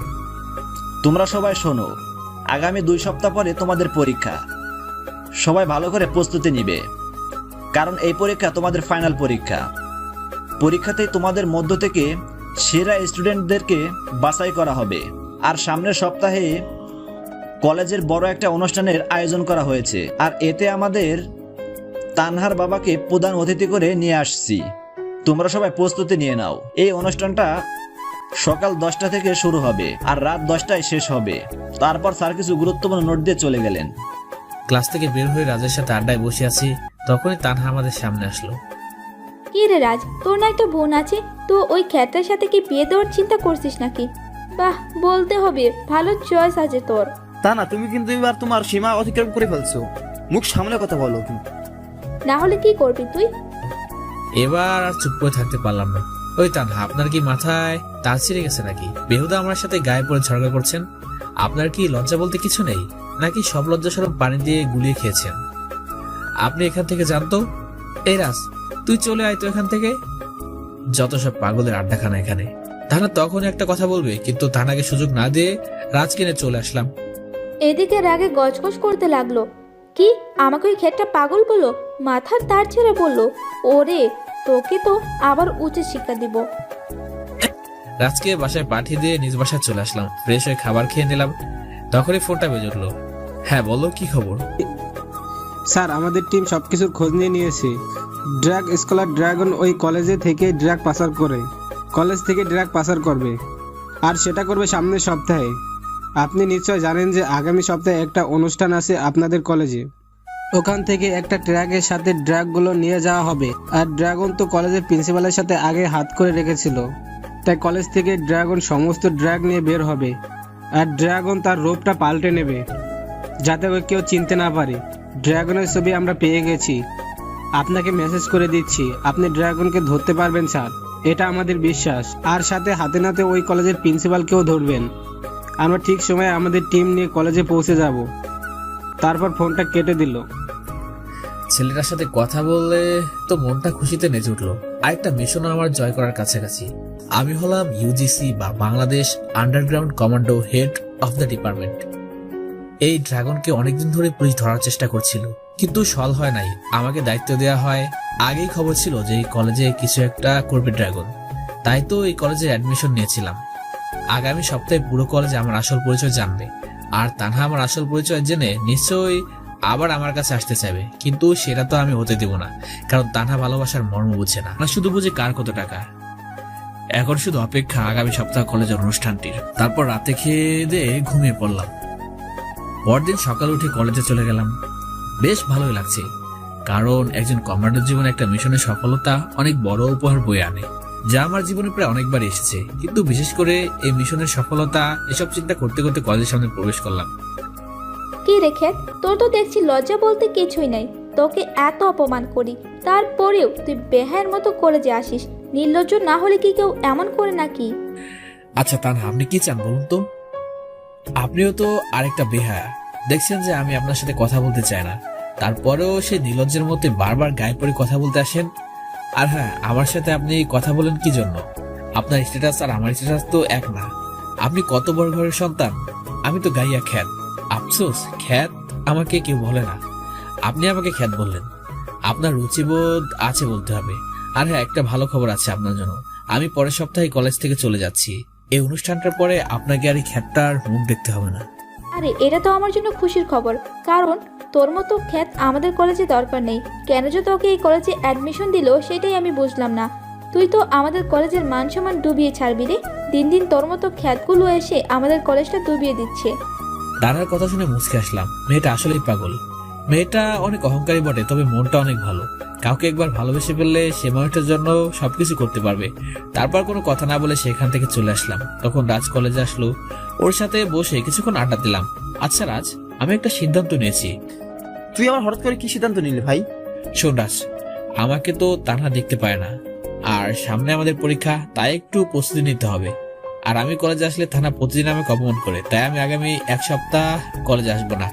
একেবারে অনুষ্ঠানের দিন আসবো, তারপর মাঝে মাঝে একদিন আসতে পারি। তুই যা ভালো মনে করিস নীল, তোর সিদ্ধান্ত তোর, এটাতে আমার বলার কিছু নাই। আমি জানি তান্না তোকে অনেক অপমান করে, আমার সামনে তো তোকে অপমান করে। তখন তো মনে হয় থাপ্পড় দেওয়ার দাঁত সবকটা ফেলে দেই। আরে ভাই, টাকা আছে বলে কি এরকম গরম দেবে নাকি? আরে বাদ দে তো ওই তানহার কথা। আমার মাথা খারাপ ছিল, তানহার মায়াজালে ফেসে গিয়েছিলাম। আমি তো বুঝতে পারি না যে তানহা আমার সাথে প্রতারণা করছে। যাই হোক, তাহলে আগামী সপ্তাহে দেখা হচ্ছে। আর এর মাঝে যদি কলেজে আসি তাহলে তোকে জানিয়ে দেব। এখন চল ক্যান্টিন থেকে কিছু খেয়ে বাসায় চলে যাই। তারপর দুজন মিলে ক্যান্টিন থেকে খেয়ে নেয়। নীল রাজকে বিদায় দিয়ে বাসায় চলে যায়। তারপর ফ্রেশ হয়ে ব্যায়াম করতে শুরু করে। একটা না বিকাল পর্যন্ত ব্যায়াম করে।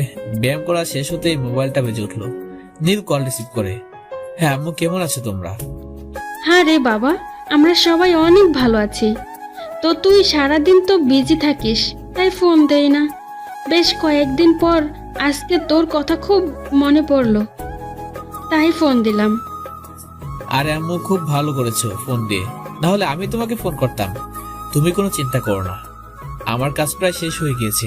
আগামী সপ্তাহে আমি বাসায় চলে আসতে পারবো। আর আমার মিশনটা প্রায় শেষের দিকে। হ্যাঁ, সেটা আমরাও জানি। ওই জন্যই তো তোকে বিরক্ত করি না। তোর বোন তো মুখ ফুলিয়ে বসে থাকে। তুই আসলে বলে তোকে খুব মারবে, কারণ এতদিন তো ওকে ছাড়া কোথাও যাস না। তা রেগে বসে আছে। এই রে, পেতনিটা সত্যি তাহলে রাগ করে আছে? আম্মু, আমি ওর সাথে কথা বলবো না। তুমি ওকে বলে দিও আমি আগামী সপ্তাহে বাসায় চলে যাব। এখন তাহলে রাখি, একবারে বাসায় গিয়ে কথা বলবো। তারপর ফোনটা রেখে দিলাম। এভাবে দিনটা ভালো মতোই কেটে গেল। পরদিন সকালবেলা কলেজে গিয়ে দেখি নীল আসে নাই। রাজ শুধু একা একাই বসে আছে।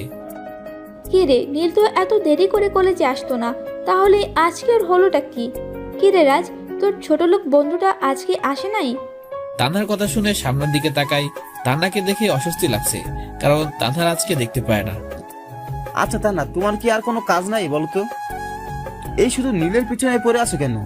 আর তুমি তো ওকে ছোট লোক বলো, তো আজকে আবার ওর খোঁজ করছো কেন? সূর্য আজকে আবার কোন দিকে উঠলো? না, সূর্য তো পূর্ব দিকে উঠেছে। তাহলে কেসটা কি? দেখ রাজ, আমি কিন্তু এইসব আজাইরা প্যাচাল শোনার জন্য আসি নাই। তোর কাছে শুধু জানতে চেয়েছি যে নীল আসে নাই কেন। আরে নীল আসে নাই কেন সেটা বলতে তো তোমার কাছে আমি বাধ্য নই। যাও গিয়ে ওর কথাই শুনে আসো যে আজকে কেন কলেজে আসে নাই। তোমার উপর কিন্তু আমার সন্দেহ হচ্ছে তুমি কি আবার নীলকে সত্যি ভালোবেসে ফেললেন নাকি? কিন্তু সেটাতে আর লাভ নাই, কারণ নীল তোমাকে আর গ্রহণ করবে না। ওই ছোট লোক, রাখ তোর নীল। দুই ছোট লোক এক হয়ে আবার ফালতু কথা বলছে। আরে ওই খ্যাটটাকে আমি কেন, কোনো মেয়েই ভালোবাসবে না, আসছে আবার ভালোবাসার কাহিনী শোনাতে। আরে ওকে তো প্রত্যেক দিন ধুলাই করি, তো আজকে দেখলাম না তাই জিজ্ঞেস করতে আসলাম। তুই থাক এখানে, ছোট লোক কথাকার। বলে তানহা সেখান থেকে চলে গেল। তানহা কাহিনী দেখে হেসে দিল। আসলে মাথা তার সবকটা সেরা আছে, মনটা অনেক ভালো, বিপরীতে দেমাগটা একটু বেশি।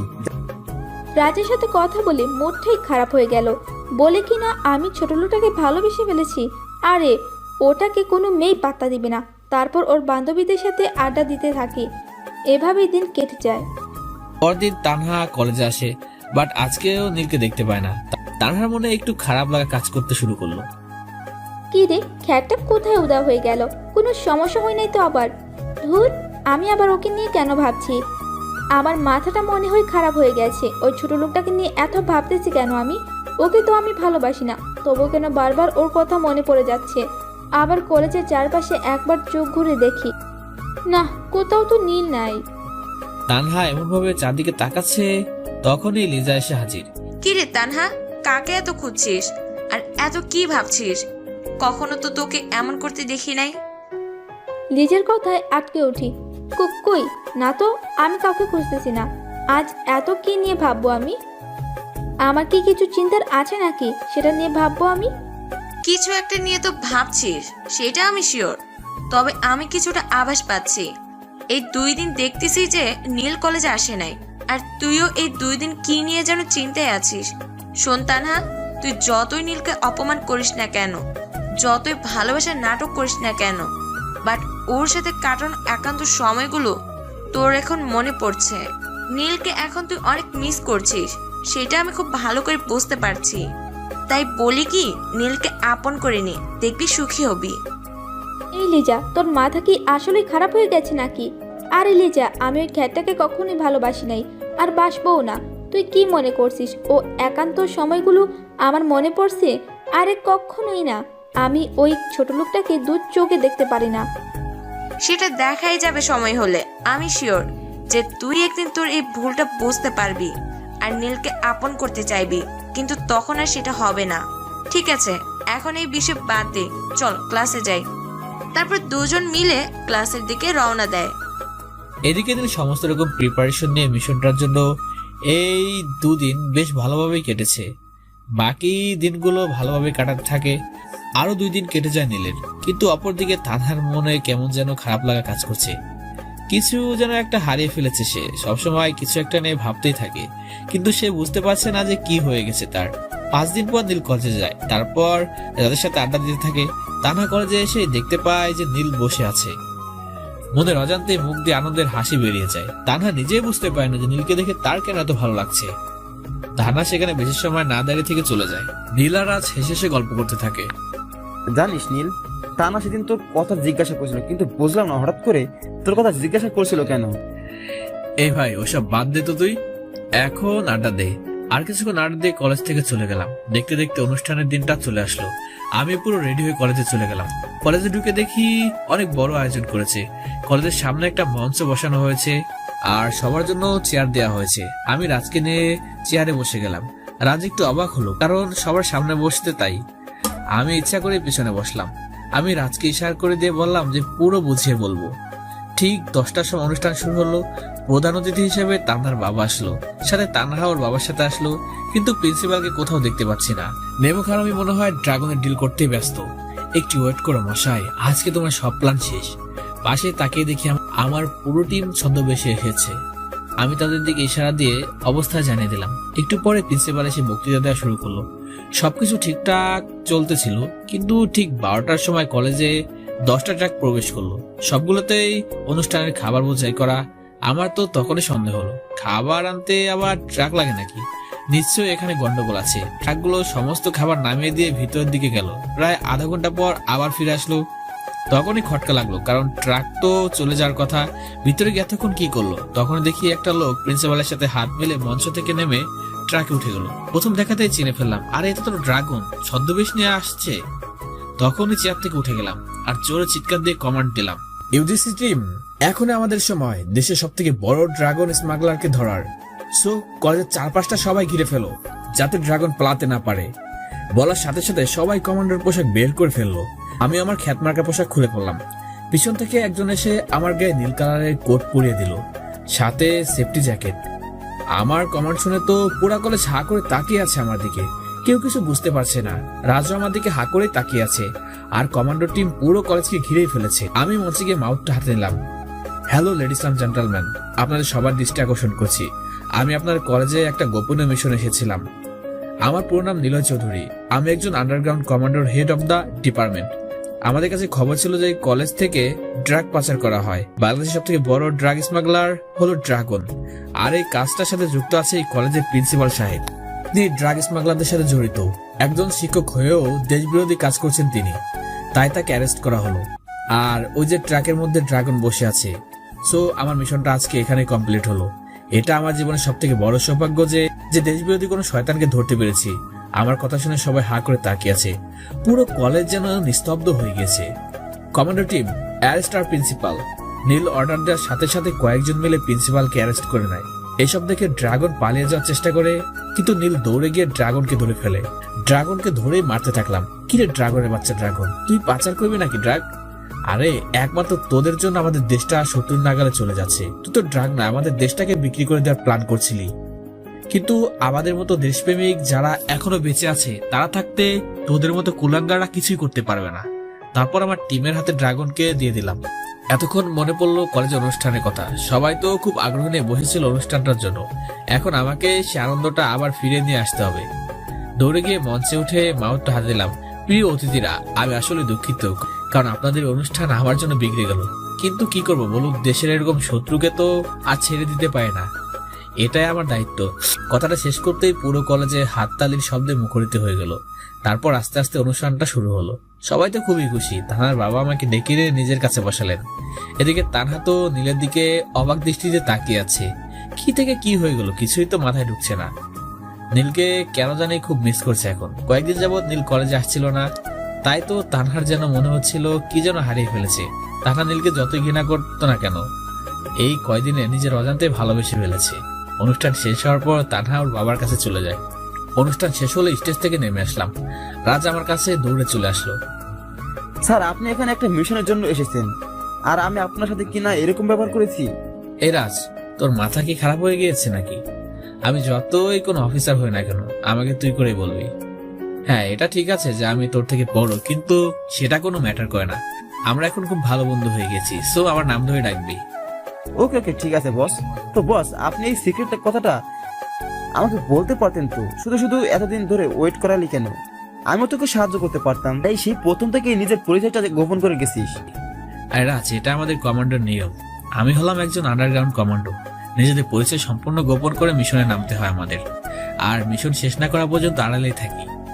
এখানে এসে তো তুই আমার সাথে প্রথম বন্ধুত্বের হাত বাড়িয়ে দিছিস। জানিস, তখন আমি খুব খুশি হয়েছিলাম, কারণ কোনো খ্যাত মানুষকে কেউ পছন্দ হয় না। আমি পরীক্ষার আগ দিন পর্যন্ত এখানে থাকবো, তারপর চলে যাব। ততদিন তোর সাথে পুরো এলাকাটা ঘুরে বেড়াবো।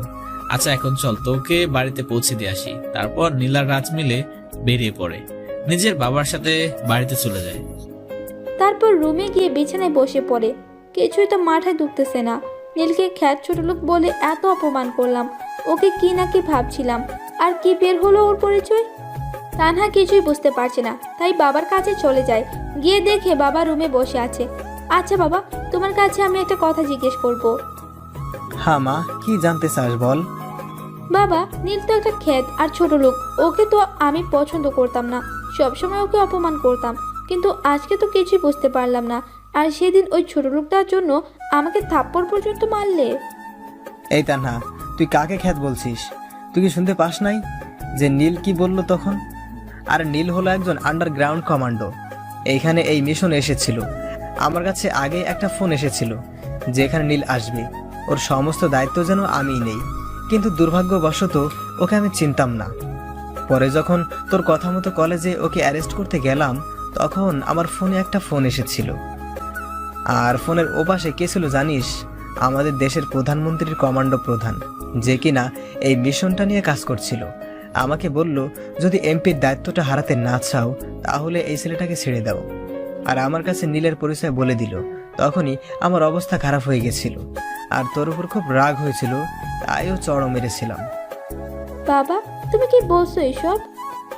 বাবার কথা শুনে যেন তানহার পায়ের নিচ থেকে মাটি সরে যায়, কপালে ঘাম জমতে শুরু করে। বাবার এক একটা কথা শুনে বড় বড় ধাক্কা খেতে থাকে। কিন্তু বাবা, আমি যে অনেক বড় ভুল করে ফেলেছি। সেদিন কলেজে নীল কোনো দোষ করছিল না, আমি ওকে বিরক্ত করছিলাম। তারপর তোমাকে মিথ্যা বলে পুলিশ আনি, কিন্তু তুমি যখন ওর জন্য আমাকে চোর মারলে তখন আমার খুব রাগ হয়েছিল।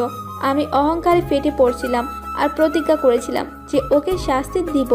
তাই পরে ওর সাথে প্রেমের নাটক করা শুরু করি আর ওকে আমার মোহে আবদ্ধ করে ওর জীবন থেকে সরে যাই। আমি অনেক বড় ভুল করে ফেলছি আর অন্যায় করেছি।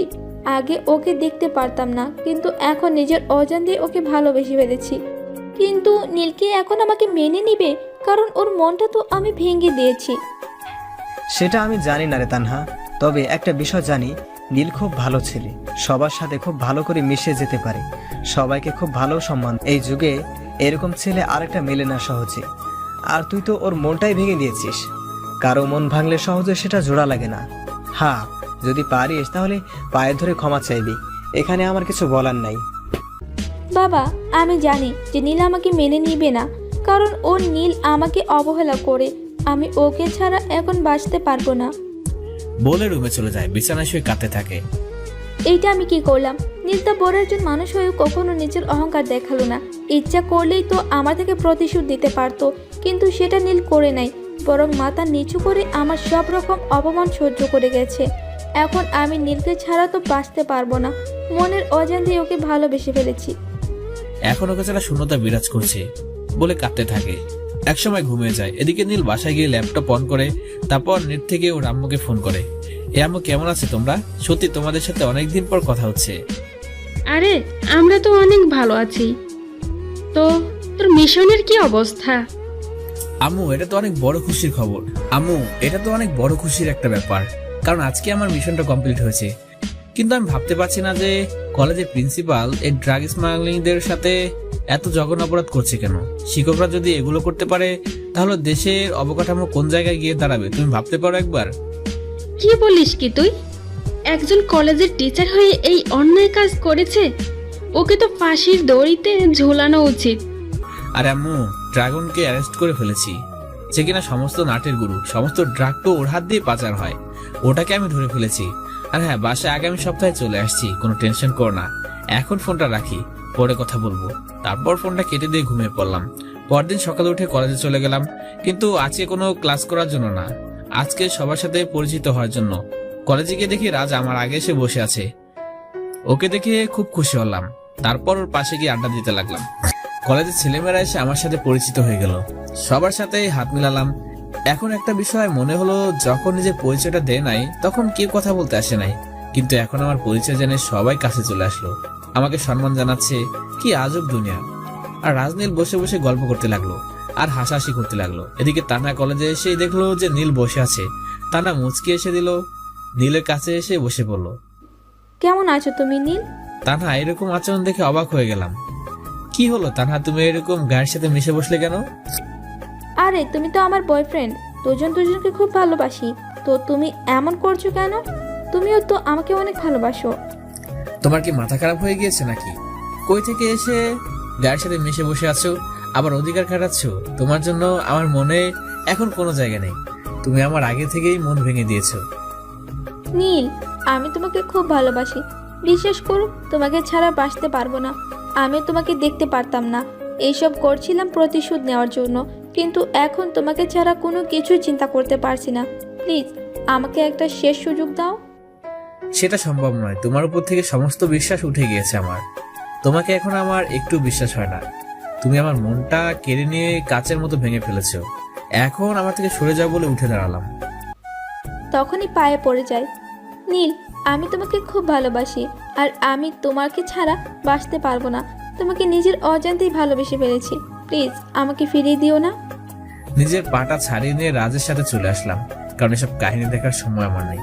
এসব অনেক দেখেছি, আমাকে আবার নতুন করে ফাঁদে ফেলানোর চেষ্টা করছে, কিন্তু আমি তো সেই সুযোগ আর দিব না। রাজকে নিয়ে নদীর তীরে চলে আসলাম, তারপর দুজনে বসে পড়লাম। আচ্ছা রাজ, মানুষ কি এই পৃথিবীতে নিজের স্বার্থ ছাড়া আর কিছুই বুঝতে পারে না? আমি যখন সাধারণভাবে ছিলাম তখন আমাকে কোনো পাত্তাই দেয়নি কেউ, কত কিছু বলে অপমান করেছে। আর এখন যেদিন আমার পরিচয় জেনেছে তখন আমার কাছে ভালোবাসার দাবি নিয়ে চলে এসেছে। নীল রে, দুনিয়াটা বড়ই অদ্ভুত। নিজের স্বার্থ ফুরে গেলে সে ছেড়ে চলে যাবে। তান্নাও তো সেটার ব্যতিক্রম কিছু করে নাই, তোর সাথে ভালোবাসার নাটক করে চলে গেছে। আচ্ছা এখন চল চলে যাই। তারপর দুজনে বাসায় চলে গেলাম। এভাবে কয়েকটা দিন কেটে গেল। তানহা আমার কাছে কয়েকবার এসেছে, কিন্তু আমি ওকে পাত্তা দিইনি। তারপর পরীক্ষার দিন চলে আসলো, কলেজে চলে গেলাম, কিন্তু তানহাকে কোথাও দেখতে পেলাম না। কি ব্যাপার, কি হয়েছে? তানহা তো কখনো দেরি করে কলেজে আসে না। কিন্তু একটু পরে কলেজে একটা কালো কালের গাড়ি প্রবেশ করলো। গাড়ি থেকে একটা মেয়ে নামলো। প্রথমে তো চিনতে পারলাম না, তবে একটু পরে চোখ পড়লো, এটা তো তানহা। নিজের শরীরে কি অবস্থা করেছে, চোখের নিচে কালো দাগ পড়ে গেছে, শরীরটা যেন শুকনো কাঠের মতো হয়ে গেছে। তানহা আমার দিকে একবার তাকালো, চোখের চাহনিতে অসহায়ের ছাপ, কিন্তু আমি ওর চোখে চোখ রাখতে পারলাম না, মাথাটা নিচু করে ফেললাম। তারপর তানহা পরীক্ষার হলে প্রবেশ করলো। তারপর আজকে পরীক্ষার হলে চলে যেতে বললাম। পরীক্ষাটা হয়ে গেল, রেজাল্টের পর বাড়িতে চলে যাব।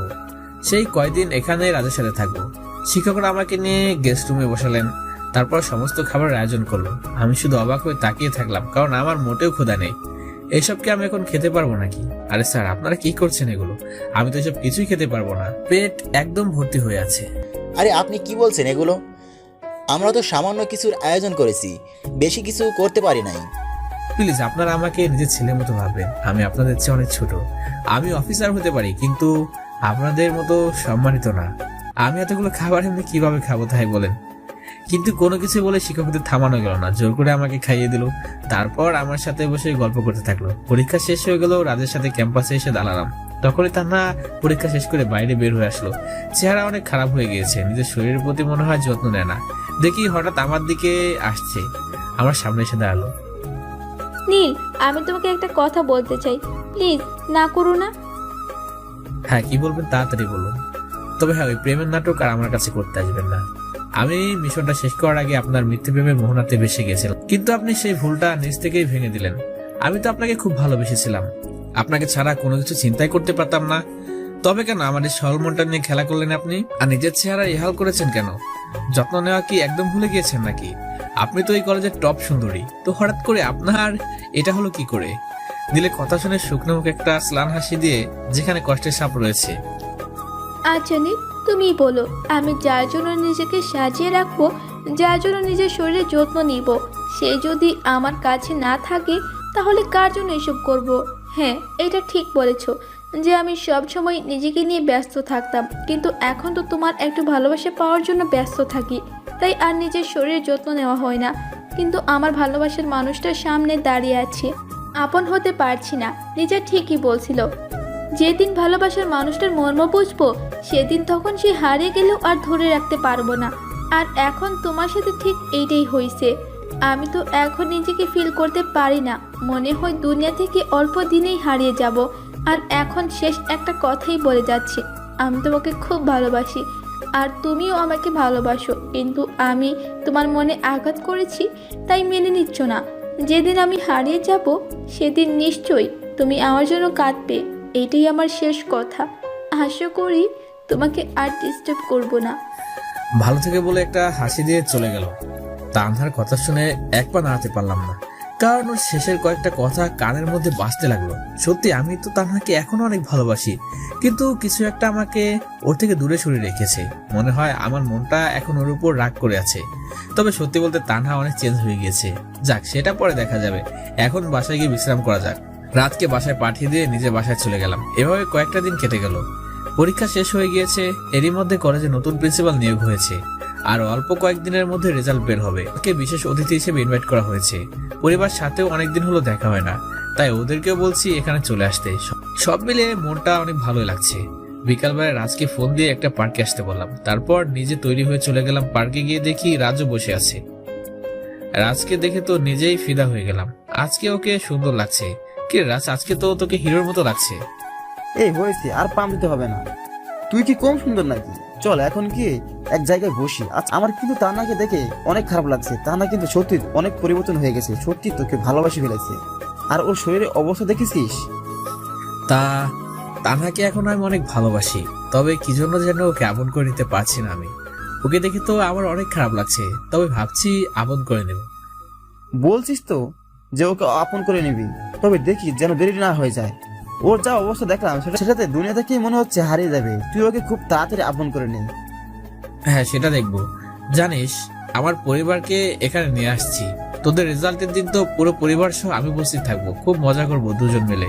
আর তানহার বাবাকেও তো ইনভাইট করা হয়েছে, তাদের সাথে দেখা করে অনেক সময় গল্প করলাম। খুব সুন্দর ছিল মুহূর্তটা। সন্ধ্যার দিকে বাসায় চলে আসলাম। এভাবে কেটে গেল আরো 2 দিন। কলেজে রেজাল্ট দিবে, নতুন একটা হোটেলে উঠেছি আজ রাতের জন্য। রাতে বিছানায় বসে ফেসবুকিং করছিলাম, হঠাৎ দরজায় কলিং বেল বেজে উঠলো।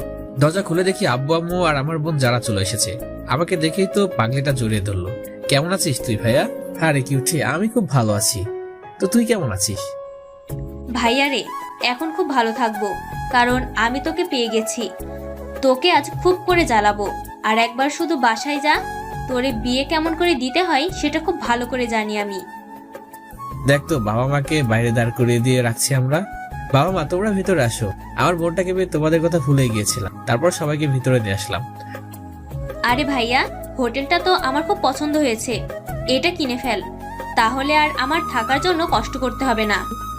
আরে পাগলি, আমাদের বাড়িটা তো খুব সুন্দর করে করেছি। তাছাড়া প্রত্যেকটা রুম তোর মনের মতো করে সাজিয়েছি। তারপর যদি বলিস তাহলে আরো ভালো করে সাজিয়ে দিব।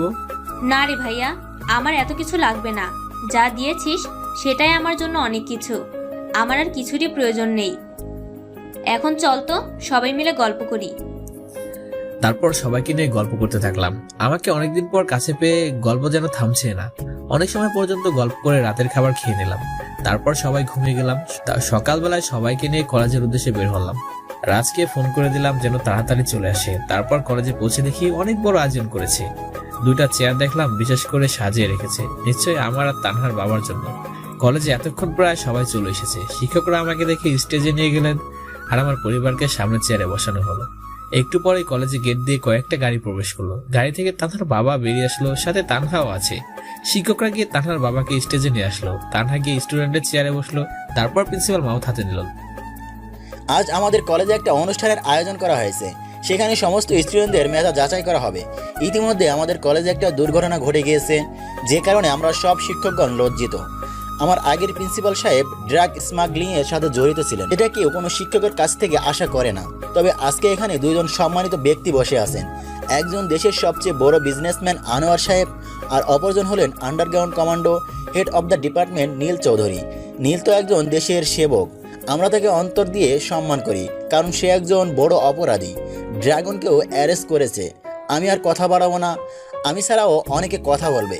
এই বলে মাউথটা রেখে দেয়। আমাকে বক্তব্য দেওয়ার জন্য বলা হয়। তারপর কিছু কথা বললাম, সবাইকে উদ্দেশ্য করে কথা বলা শেষ করে বসলাম। তখন আনোয়ার সাহেব নিজের হাতটা আমার দিকে বাড়িয়ে দিলেন। হ্যান্ডশেক করে নিলাম। আনোয়ার সাহেব সবকিছুতে আমাকে সাহায্য করতে চেয়েছিলেন, কিন্তু আমার সাহায্য নেওয়ার প্রয়োজন হয় নাই। তারপর আনোয়ার সাহেবের সাথে কিছুক্ষণ আলাপ করলাম। কয়েকজন মিলে বক্তব্য দিলেন। সবশেষ তানহার বাবা বক্তব্য দিলেন, কারণ তিনি প্রধান অতিথি। অনেক বড় গুরুত্বপূর্ণ কথা বললেন। তারপর আবার প্রিন্সিপাল সাহেব মাউথটা হাতে নিলেন। ডিয়ার স্টুডেন্টস, তোমরা সবাই মনকে প্রস্তুত করো, কারণ এখন তোমাদের রেজাল্ট দেয়া হবে, আর প্রথম থেকে 3য় স্থান অধিকারীদেরকে পুরস্কার দেয়া হবে।